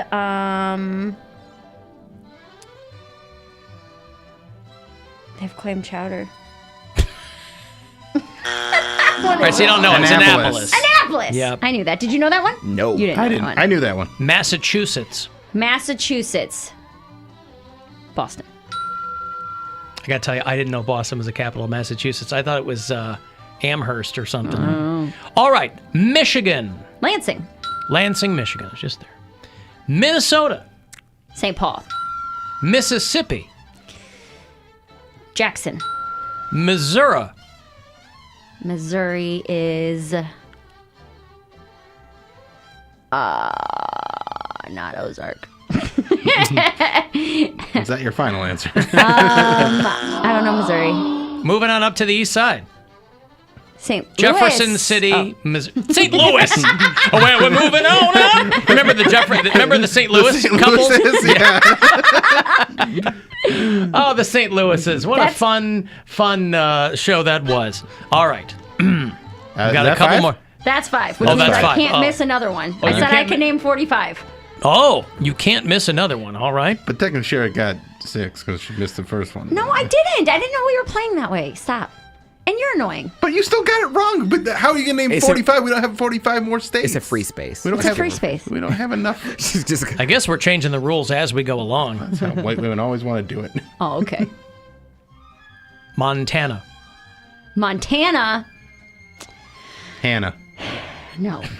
Helena. Also an H, though. Good Hannah, for you. comma, Montana. Nebraska. Lincoln. Nevada. Littlest big city. It's not Las Vegas. It's not the littlest big city. Oh, it's He's not? thinking it's No. Reno. It's not Reno. Oh, well then let me shut up. Nevada is But you would go there. You want to go there. Go ahead. Where's- I don't know it. I'm out. Paradise? Carson City. Carson City. That's where the Bunny Ranch What's is, his right? name? Carson. Not Johnny. Johnny Carson? Carson Daly? Carson Daly. So I lost 6. It's we don't have to keep TRL going, but Nevada. We can keep is the, going. yeah, We okay. only got 2 minutes left. Is that all? Are you all done? Are we done? I've hit 44. You've yeah. hit 44. All right. Well, there you go. There's Mary can I say Santora this? allegedly knows her U.S. capitals. Congratulations. I feel like if I would have had a map, I could fill them in and then come back to them later. We did this before, and you couldn't. No, that was just naming all the states. That wasn't the capitals. Oh, okay, yeah. You get what I'm saying? Yeah. I feel like if I could have passed, thought about it, and come back to them, I would have been able to. You're right. I lost. Well, there you go. All right. I'll stop. Listen, you did better than I would if somebody was like, what's the capital? And I was on the air in Missouri. I wouldn't know what Jefferson friggin' City or the St. Louisans or whatever. Or when there's like a really big state with a lot of big cities there, like Texas and California. Well, that's those what are it hard. is that it throws you off when it's usually not the biggest city. That's why I'm like, Georgia, is it Atlanta or is it, you know what I mean? Because usually, like, the state capital is literally a city that the only time people go there is just when they're doing, like, official business. No one cares about Sacramento. No one cares. Like, I feel like there's so many other Are places. you trying to tell me that people don't care about Albany? Correct. My condolences to our bureau chiefs in both Albany and Sacramento. Okay, I've got to take a break. If you want to get a text in, 35192. Got the Poundcake Sports Break on the way. Next chance for you to get to Las Vegas for our iHeartRadio Music Festival. That next keyword is coming up at 5:30. And if you want to text for anything else, 35192, and we'll be back.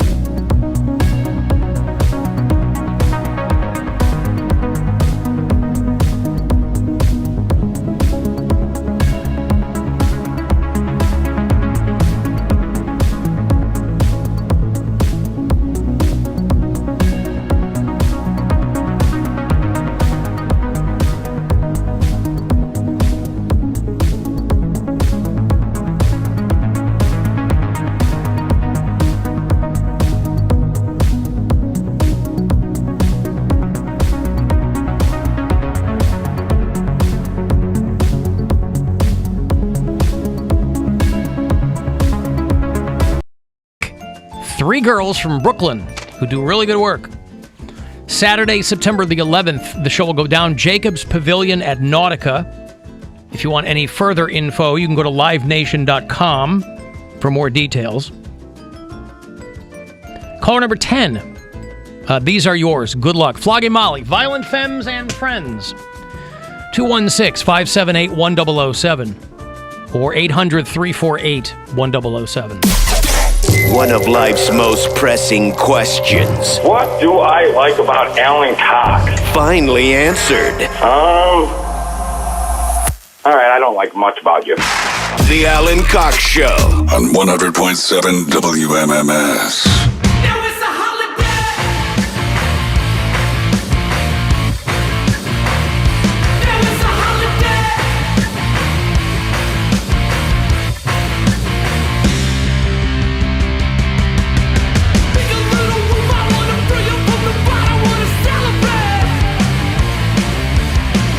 Got the Poundcake Sports Break in a few minutes.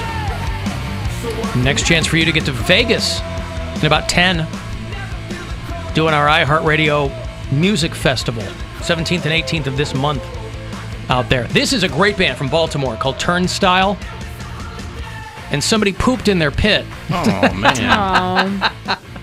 And then it got on the stage and people got it on their feet. And did it get stolen? That is no way to treat a band. But nobody stole it. Nobody stole their poop? Yeah, there was no turd burglar. No, there was no burgling of turds. They're doing a show in California night before last. And somebody, people were tweeting, somebody crapped in the pit. Who are you tweeting that to, by the way? I mean, you know. The world needs to know. The world needs to know. Somebody just couldn't hold it in, clearly, and they let fly right there in the pit for the show. Some of it got stuck on the side of the stage. Ooh. You know, they probably did that, like, soul wipe thing, maybe. Yeah. And then, obviously, pits being what they are, somebody stepped in it. A lot of people stepped in it and kicked it or something. Well, what if it wasn't their fault? Like, what if they took and it ended up on stage? Or if they took like an elbow to the gut and it just kind of came out, like they weren't ready for it. But you'd still have to shake it out of your leg. They had shorts on. Or it was a girl in a skirt. Okay. Or they just dropped trow in the middle of the... Well, and other people are like, look, I stand with the show crapper because as somebody who has crapped their pants, sometimes it can happen. So no one is coming forward, obviously, and saying, yes, I'm the one who did it at the Santa Cruz Vets Hall Turnstile gig. But what are you going to do? Still a great band. I think they're from Baltimore. Somebody can correct me on that if I'm wrong. I can't. I can't either. Let me see here. I want to look at something very quickly. People are still freaking out over the Mike Richards thing. Sources are now saying that LeVar Burton was never seriously considered for the position. That's the scandal. He was never seriously considered. Yeah, nobody was. Job. Nobody was, huh? But like, yeah, because Mike Richards wanted the job. But like, if he had just stayed as an executive producer, he could have had that job forever. Yes. But he wanted to put himself out in the front. Yep. Flew too close to the sun. Mm-hmm. The wings of wax. That's a pretty good analogy. How'd you come up with that? Mary Santora. You're welcome. Oh, neat. Yeah. You came up with a waxwing sun guy? Yes. That's just exactly like right. The wax winged, like the Poundcake song. Yup, just like the right winger, right? Mm-hmm.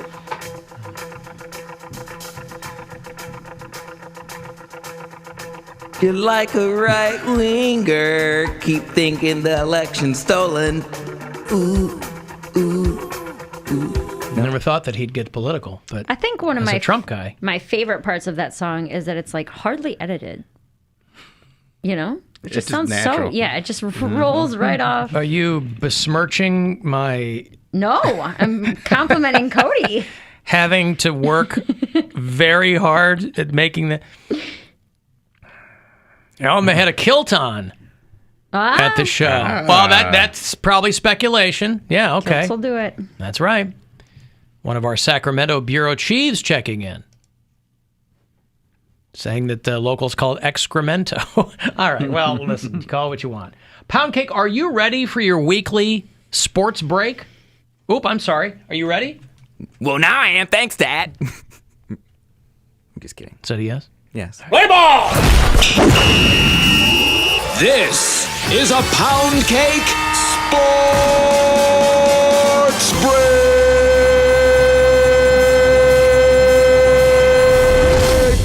In the headlines today, it's Hello from the Courtside! Adele was seen a few weeks ago looking snatched courtside with new boyfriend and LeBron James agent Rich Paul. Now, just this past weekend, she was twerking on Paul to WAP at Savannah James' birthday party. I'm mainly reporting this because I love seeing people reclaim their life. After rolling in the deep with her ex-husband, Adele is now setting fire to the rain with her new BBD, and I'm here for it. Also, I know people are going through a hard time right now, but people like Jamal Charlo makes things worse. Charlo was arrested due to unruly behavior in a San Antonio restaurant.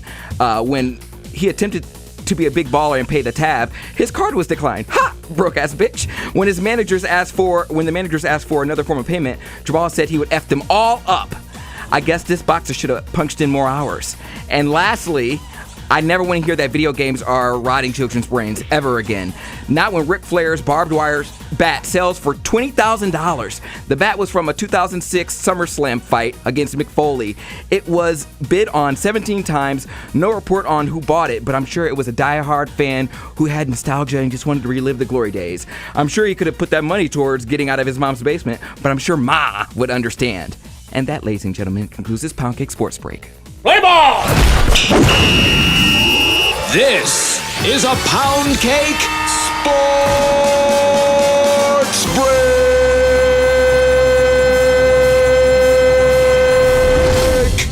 Who's Jamal Charlo? Jermal Charlo? He's a boxer. Wow, that's harder to say than Tuscarawas.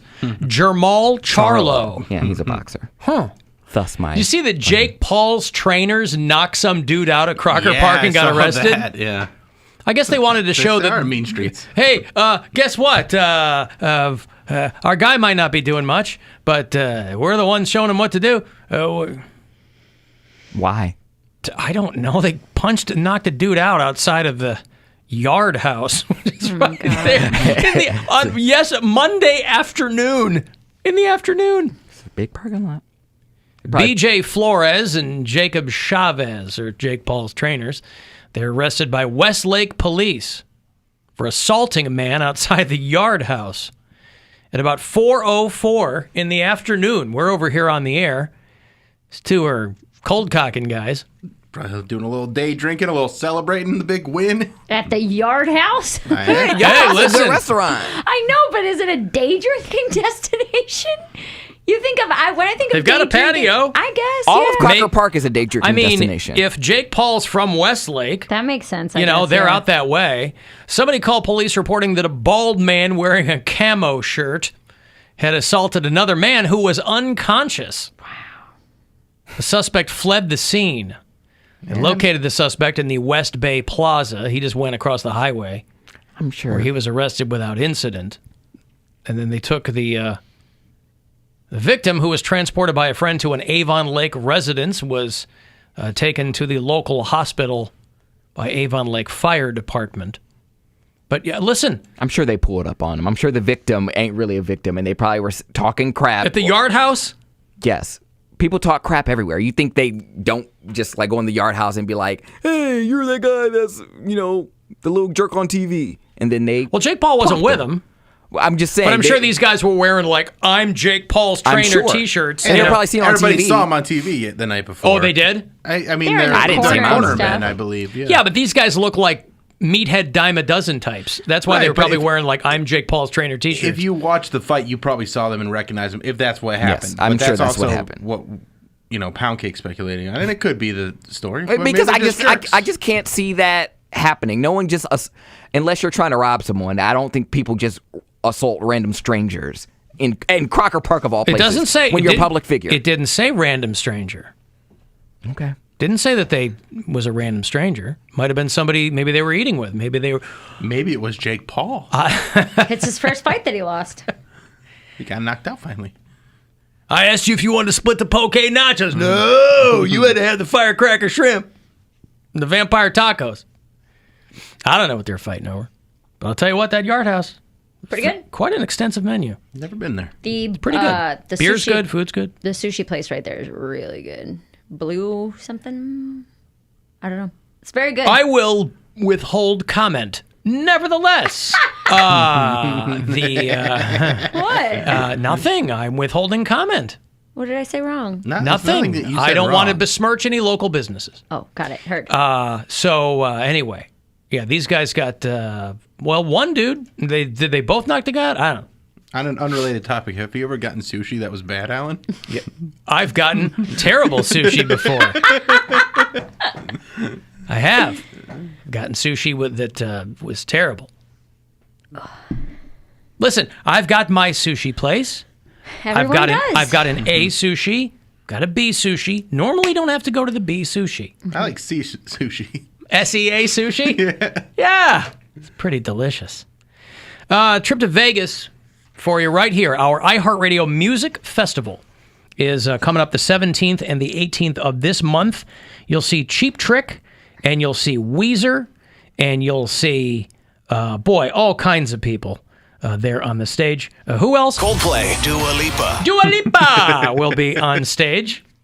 And we'll get you and your friend tickets for the nighttime thing, the daytime stage, fly you out, put you up, throw you $1,000 to fritter away or sock away, whichever you see fit. So listen closely and good luck. Now, your chance to win a trip to our iHeartRadio Music Festival. Text the nationwide keyword LUCKY to 200-200. You'll get a confirmation text and info. Standard data and message rates apply in this nationwide contest. That's LUCKY to 200-200. Good luck from 100.7 WMMS. Buzzard Radio. Dua Lipa. Yeah. Sergio, how should I jump over this? Dua Lipa. All right. So stupid. Alan, who's hotter, skinny Adele or skinny Rebel Wilson? Skinny Adele. Yeah. Oh, yeah? In my opinion, yeah. I mean, to me, when they lost a bunch of weight, they kind of started looking the same. I bet you, I'll tell you this. I bet Adele is a better singer. Maybe. Bet she can sing her ass off. No. Rebel Wilson's in those yeah. Pitch Perfect movies. But can she sing, or they just throw her in there for Her pitch is perfect, Alan. Oh, despite those movies being garbage, her pitch is perfect. Not about that. Gotcha. Yeah, I still don't. About her acting. Even then, I'm not even into Rebel Wilson's face at all. Well, I just don't like her face. I mean, she's funny in things. I like her in things, Rebel Wilson's face. I'm just saying, I don't find it attractive. Right. So your eyes are rebelling against her face. Yes. Yeah. God, I remember being at my parents' house many years ago and watching Pitch Perfect. We were there, Saturday night movie or whatever, right? Gwen was with me, I think. And my sister and my mom wanted to watch Pitch Perfect. I think it had just come out or something. And they thought I was angry. I was just like boiling with anger having to watch this movie. I like that cut just song. The worst. The worst. Dude. I was just sitting there, quiet, just sitting there, seething on the inside at how awful that movie is. That Anna Kendrick song is one of my happy songs. The Cups. It puts me in a good mood. Listen, you're not jaunty. You're not alone. I like Anna Kendrick a lot. You don't like Anna Kendrick? I do like Anna Kendrick, but that movie was hot garbage. Talking about garbage. Hot garbage. Yeah. Yard House is the cheesecake factory of restaurants. There's a cheesecake factory next to it. But I take your point. That's a perfect analogy. Yeah, they both have menus the size of Bibles. Maybe that guy in the pit in Santa Cruz thought the name of the band was Turd Style. Well, that would have been unlikely. Turnstile. It's on the ticket. And if they're the ones called Turnstile, you leave the turds to them. Because they have the style for it. A lot of people are asking, and I would like Cody to clarify, because I had the same question, but I didn't want to sound critical. What do the video games have to do with Ric Flair? No, I'm saying parents always say that video games are rotting kids' brains or whatever like that. I'm saying that WWF and WWE wrestling, whatever, is the adult equivalent to a video game. So you're saying WWE is rotting adults' brains? Yes, the fact that they would spend $20,000 on a bat, and all we want to do is play video games all day. Or I guess I didn't know Ric Flair had a bat. Was that part of his thing? Nature Boy I can't had a remember bat? that. I mean, I guess if he's fighting Mankind, right? I don't know. I don't watch it. But you had the story. You mentioned the match. It wasn't. I'll go back to my story. It was the 2006 match versus Mankind, I thought you said.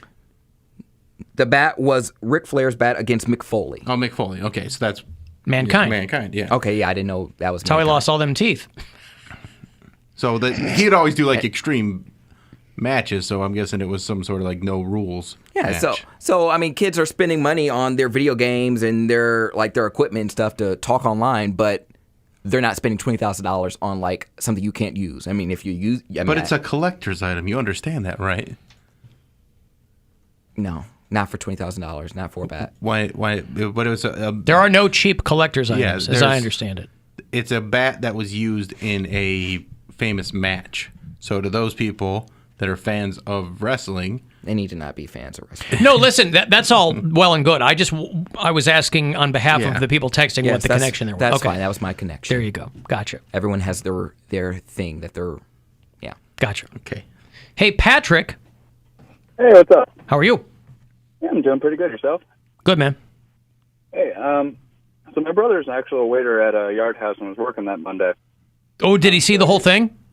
Yeah, he saw the whole thing. Oh, this is going to be... Hold on. So we got the... All right. Oh, all right. So we got the...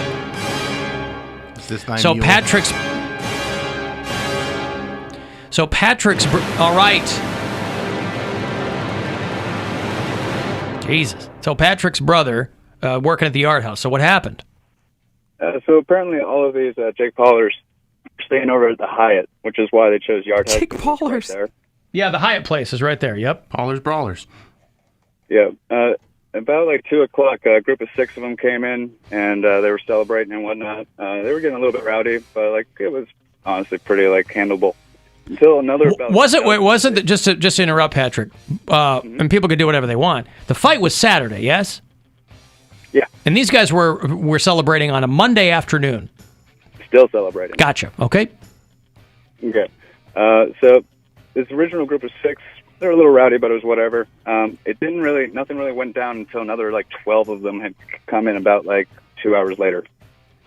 So apparently Jake Paul's trainer had to call out the biggest guy in the group that was already there. Basically, they were just like yelling back and forth at each other for a while. So they all knew each other? No, not really. I think they were all like kind of fans, but like the one dude like got in his face. Definitely the one group knew each other and the other group knew each other, but I couldn't tell you if both groups knew each other. So so according to your brother, it started up in the restaurant, or they immediately took it outside?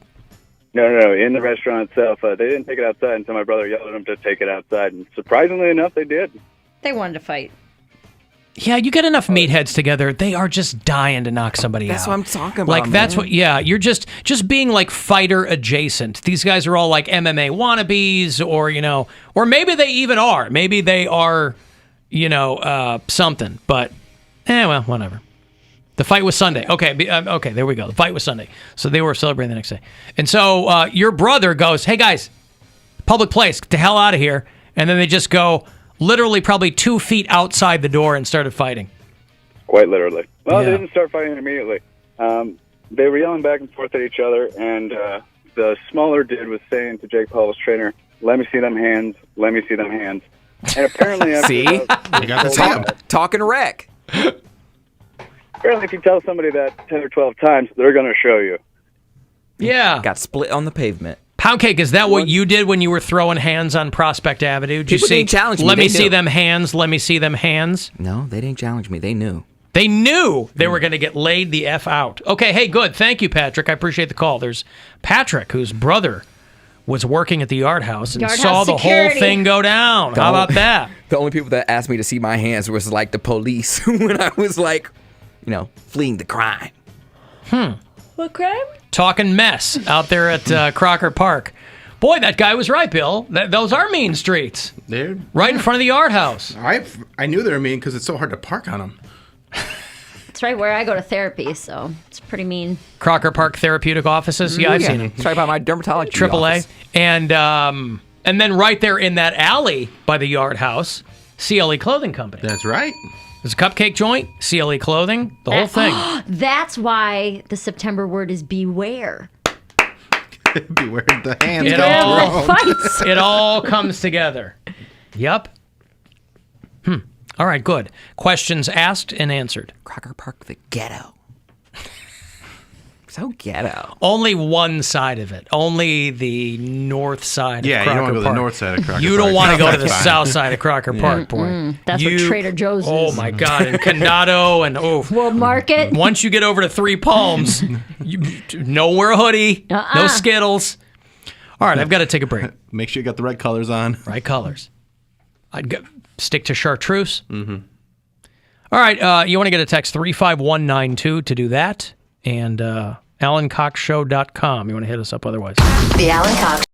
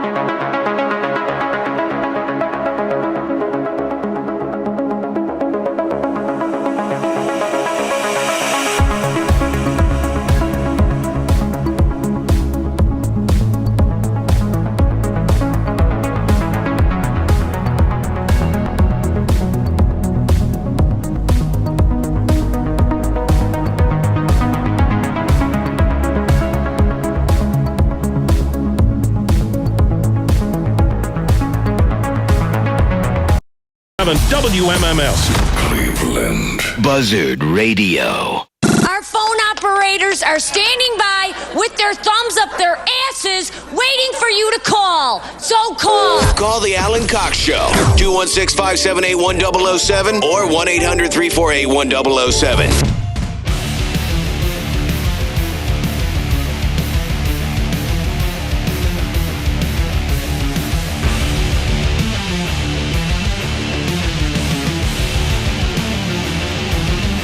$35192. Send me a text. AlanCoxShow.com. Thanks to Dylan Horn-Lanovich for helping out earlier today with the video portion of the program. And the Indians will play tonight. It's second of 3 in Kansas City. They beat the Royals last night. 7-2 was the final. So they'll get another crack at them tonight. Royals, they're a hot and cold team, really. Pretty cold. Yeah, they're under 500 right now. Pretty cold. Cold bats. And but they will take them on again tonight. 8:10 here on WMMS, your future FM home for Cleveland Guardians baseball, as we inch ever closer to the very end of the Indians era. Alan, do you see Joe Rogan has COVID? Bill told me that in the break. And he's putting that horse paste up his ass, right? I think you take it orally, but he might be taking it that way. I don't know. Is that what he's using, though, that dewormer? Well, he took a whole bunch of stuff, and I think he threw that in there as a troll. I don't think he's taking that. I think he's on a bunch of other things, but now, he hold threw on. that in that. Was he a COVID's not real, or was he a it's not a big deal kind of guy? He's more of like, if you're young, like he said, if you're young, you don't have anything to worry about. He's had it. This is his second time having it now. And so I think he's more like, he thinks it's real, but he thinks a lot of things are blown out of proportion. He said something about like young people shouldn't even worry about getting vaccinated because if you're young and healthy, you don't need to. A lot of dumb stuff. Well, Joe Rogan's not a doctor. Wait, what? He's not Dr. Joe Rogan? I mean, he's a smart guy, but he's not a doctor, as I understand it. So he's going to have his opinions, and doctors are going to have theirs. By the way, there's a tornado touching down in the northern Philadelphia suburbs. So our bureau chiefs in and what? It's just the things that are happening in the world. Yeah, I know. It never stops. Oh my God! Tornado! Tornado! That's what they sound like there too. Everybody, boil some water. How about if there was a tornado in Pittsburgh? Oh my God! It's coming down.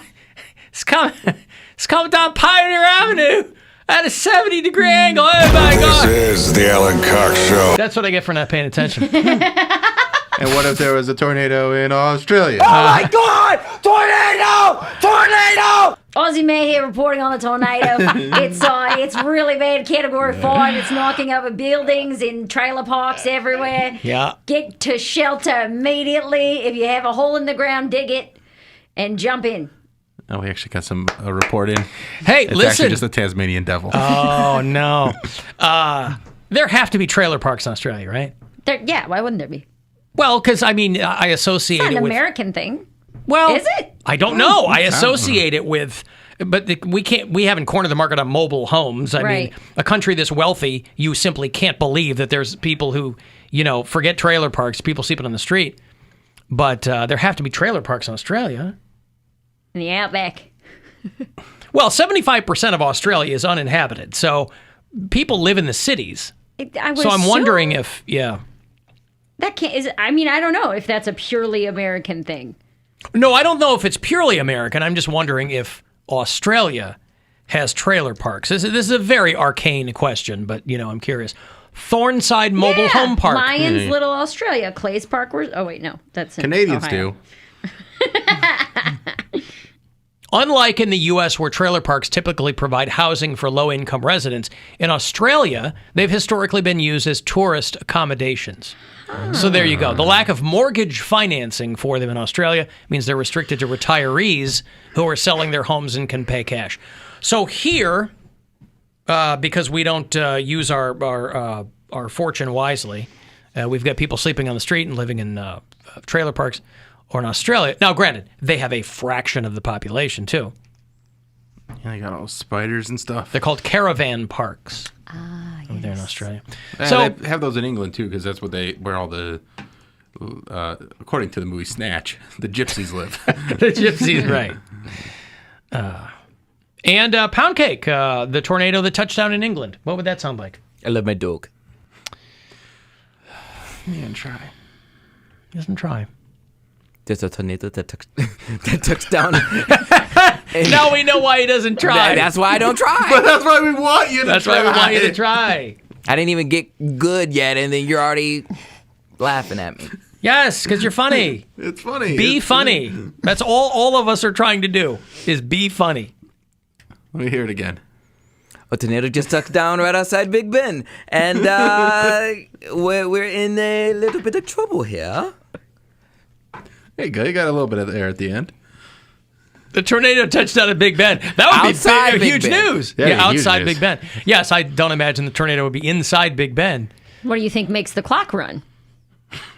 Wind.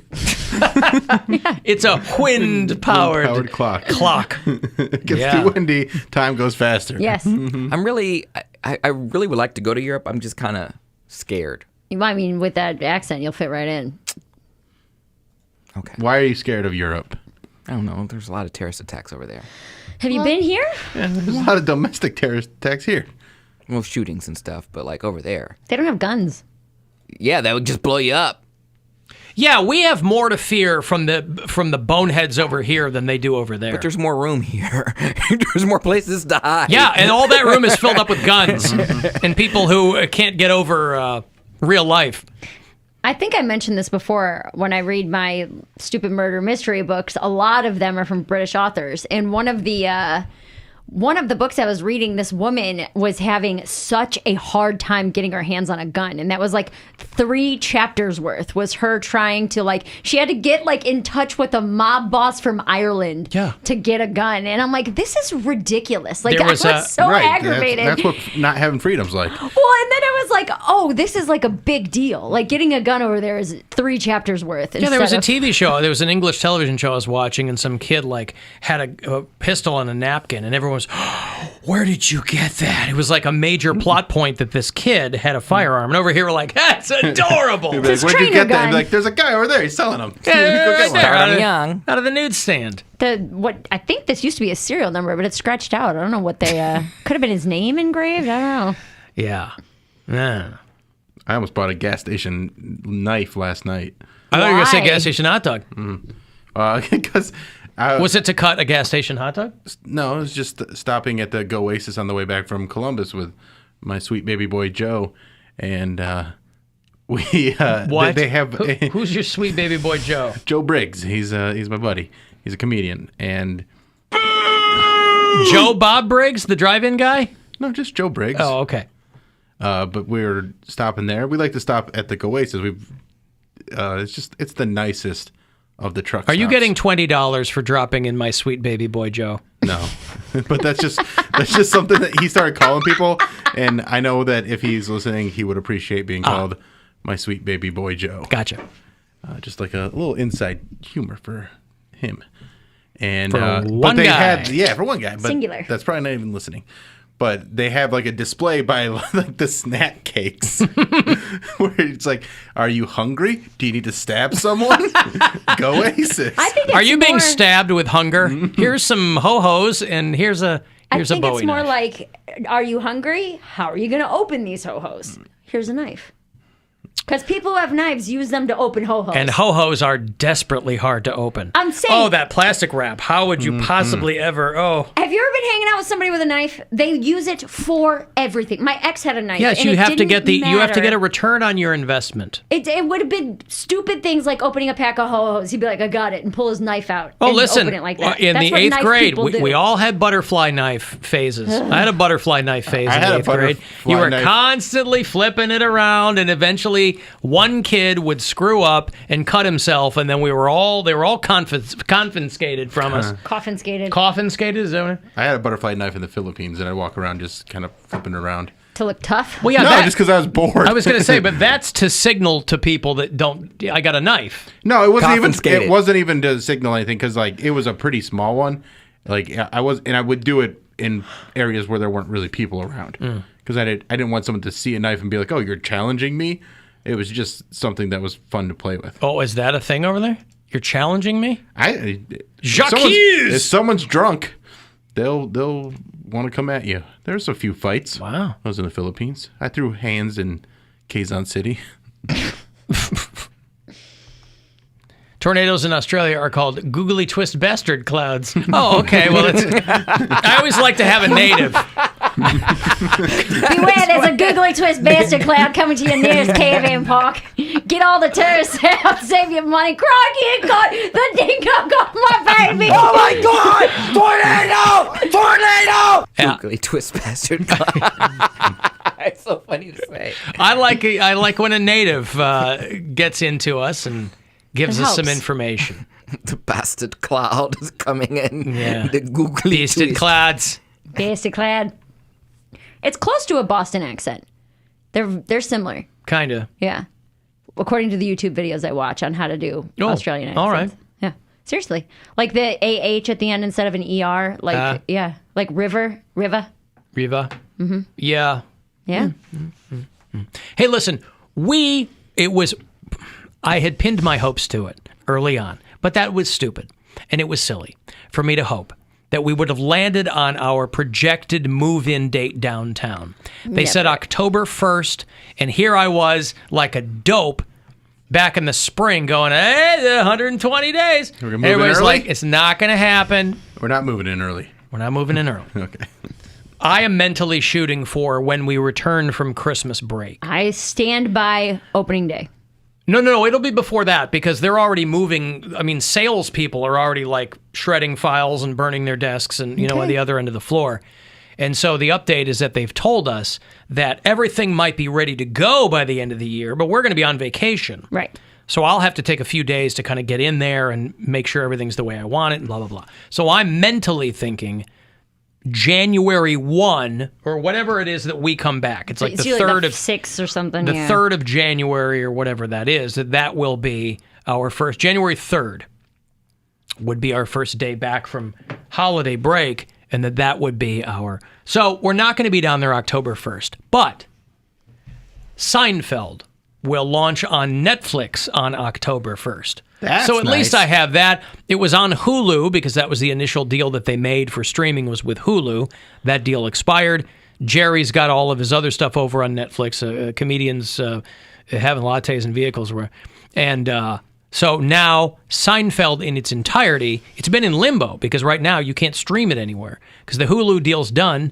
Netflix deal isn't up started yet. So they finally announced that October the 1st is when Seinfeld will land in its entirety on Netflix. So at least I have that. Because where else could I possibly watch Seinfeld? I have the box set. I'd have to grab my entire series box set and pull out the DVD. And you got to stand up like a sucker. And then I've got to bend at the waist. Yeah. I don't want to do all that. I've got... Here I am bending at the knees.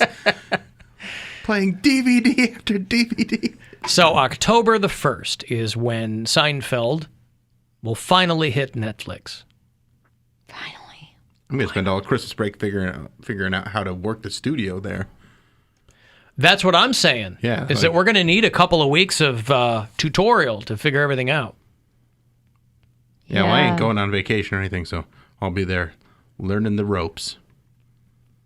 I'm waiting to hear back on a big gig that week. Are you? Yes. At an Australian caravan park? Yes. When do we You're going to be dodging googly twist bastard clouds while you're out there. It's not googly twist bastard season. You got to worry about the spiders in December. What'd you say, Cody? When do we get our parking passes, or is it just like a little gate that eases up? That's not even on my radar. I want to know. This guy over here wants to know when he gets his parking pass. He wants anything I free. Also We're not want even the parking pass.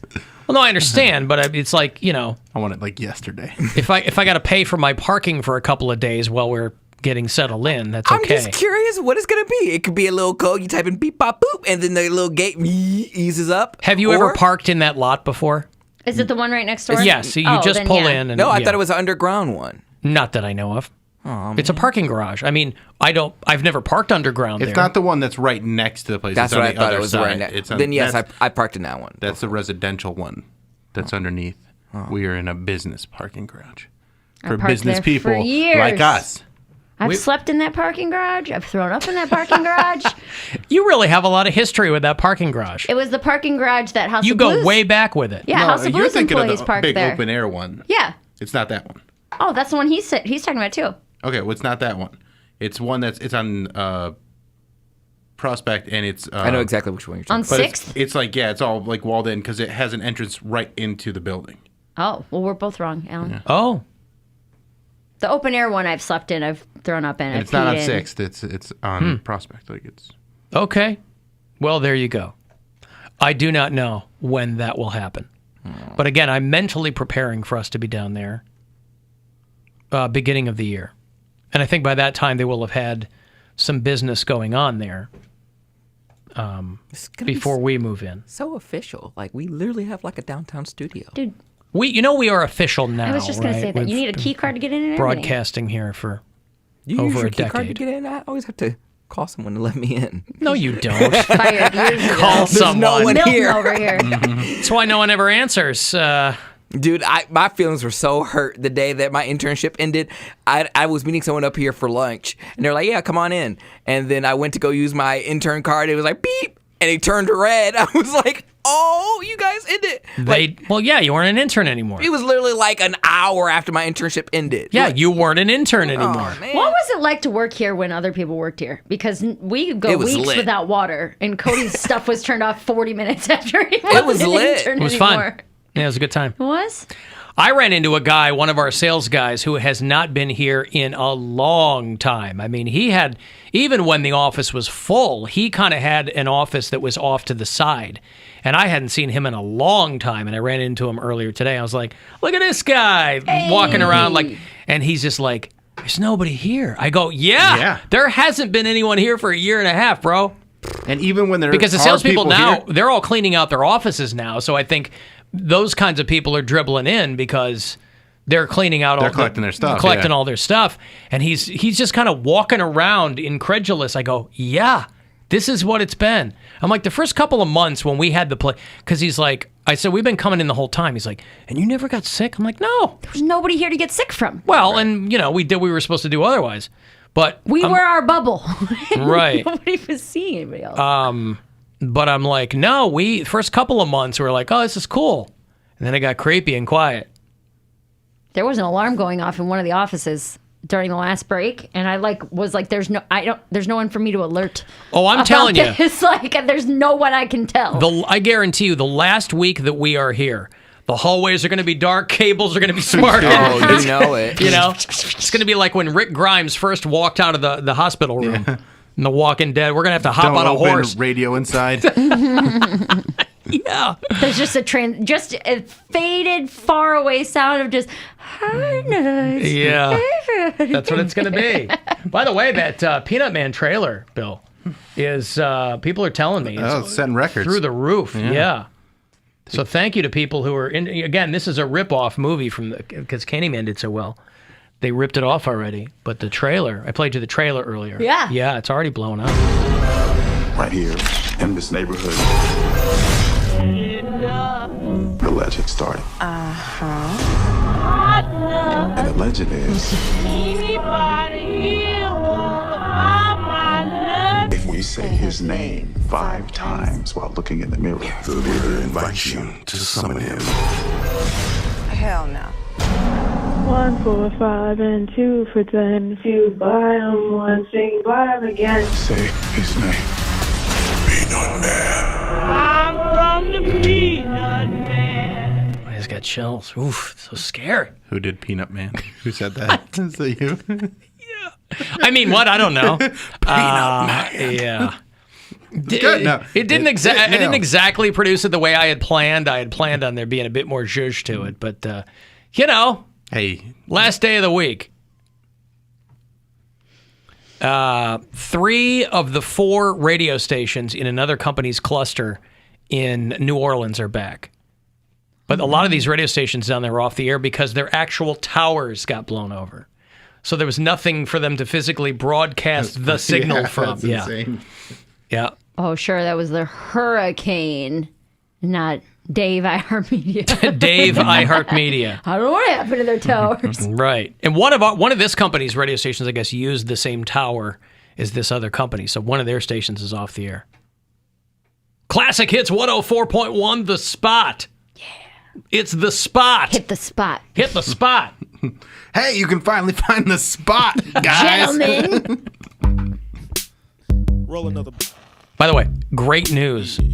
If you are a wake and baker and you're looking for a gig, you know, they say as far as jobs go, the supply outstrips the demand.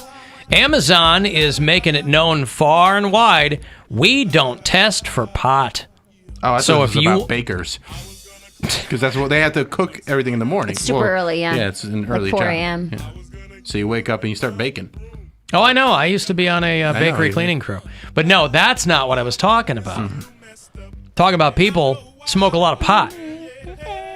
Amazon is having a hard time keeping delivery drivers. And so they're letting it be known, hey, let everybody know we don't screen for marijuana use in our applicants.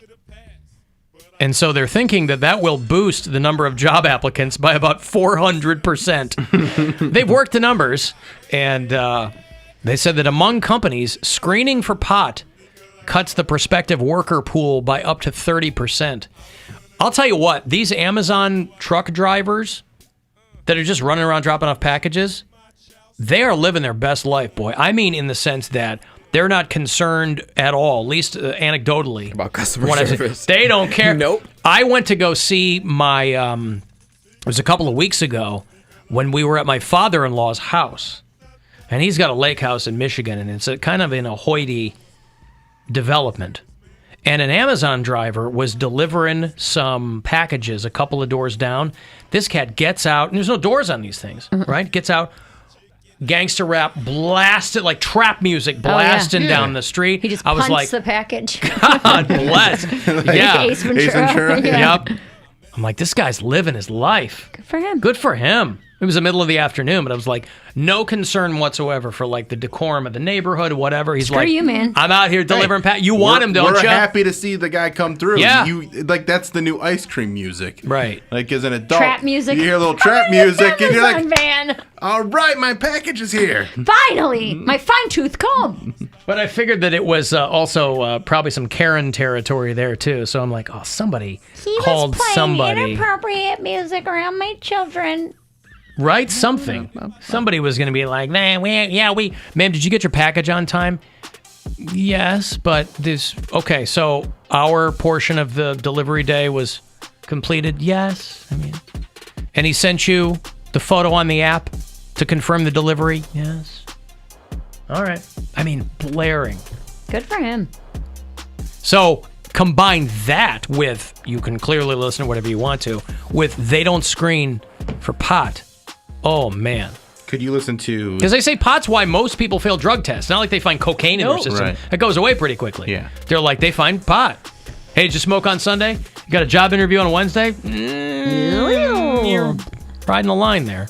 They could even listen to the Alan Cox Show podcast. Loudly. Very loud. Loudly. So loud. Loudly. And they just hear, big lips, my dear. I love my Duke. I love my Doog. Right. You could listen to us. You could listen to music. Dua Lipa. You could Dua Lipa right there in your truck. I got a break. You want to get the last word in? Send me a text, 35192. Next chance for you to see the Foo Fighters, by the way, get inducted into the Rock and Roll Hall of Fame. It's coming up at 6:30. This is the Alan Cox Show. Everywhere.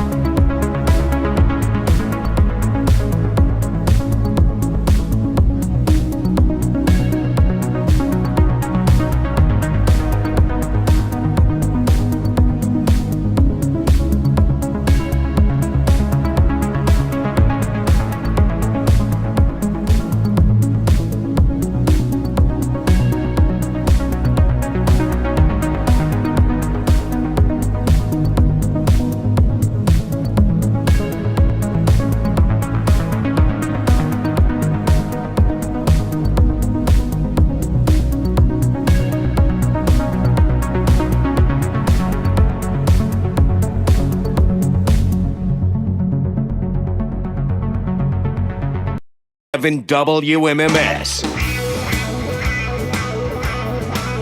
Okay, we got to roll. Thanks, guys, very much for hanging out.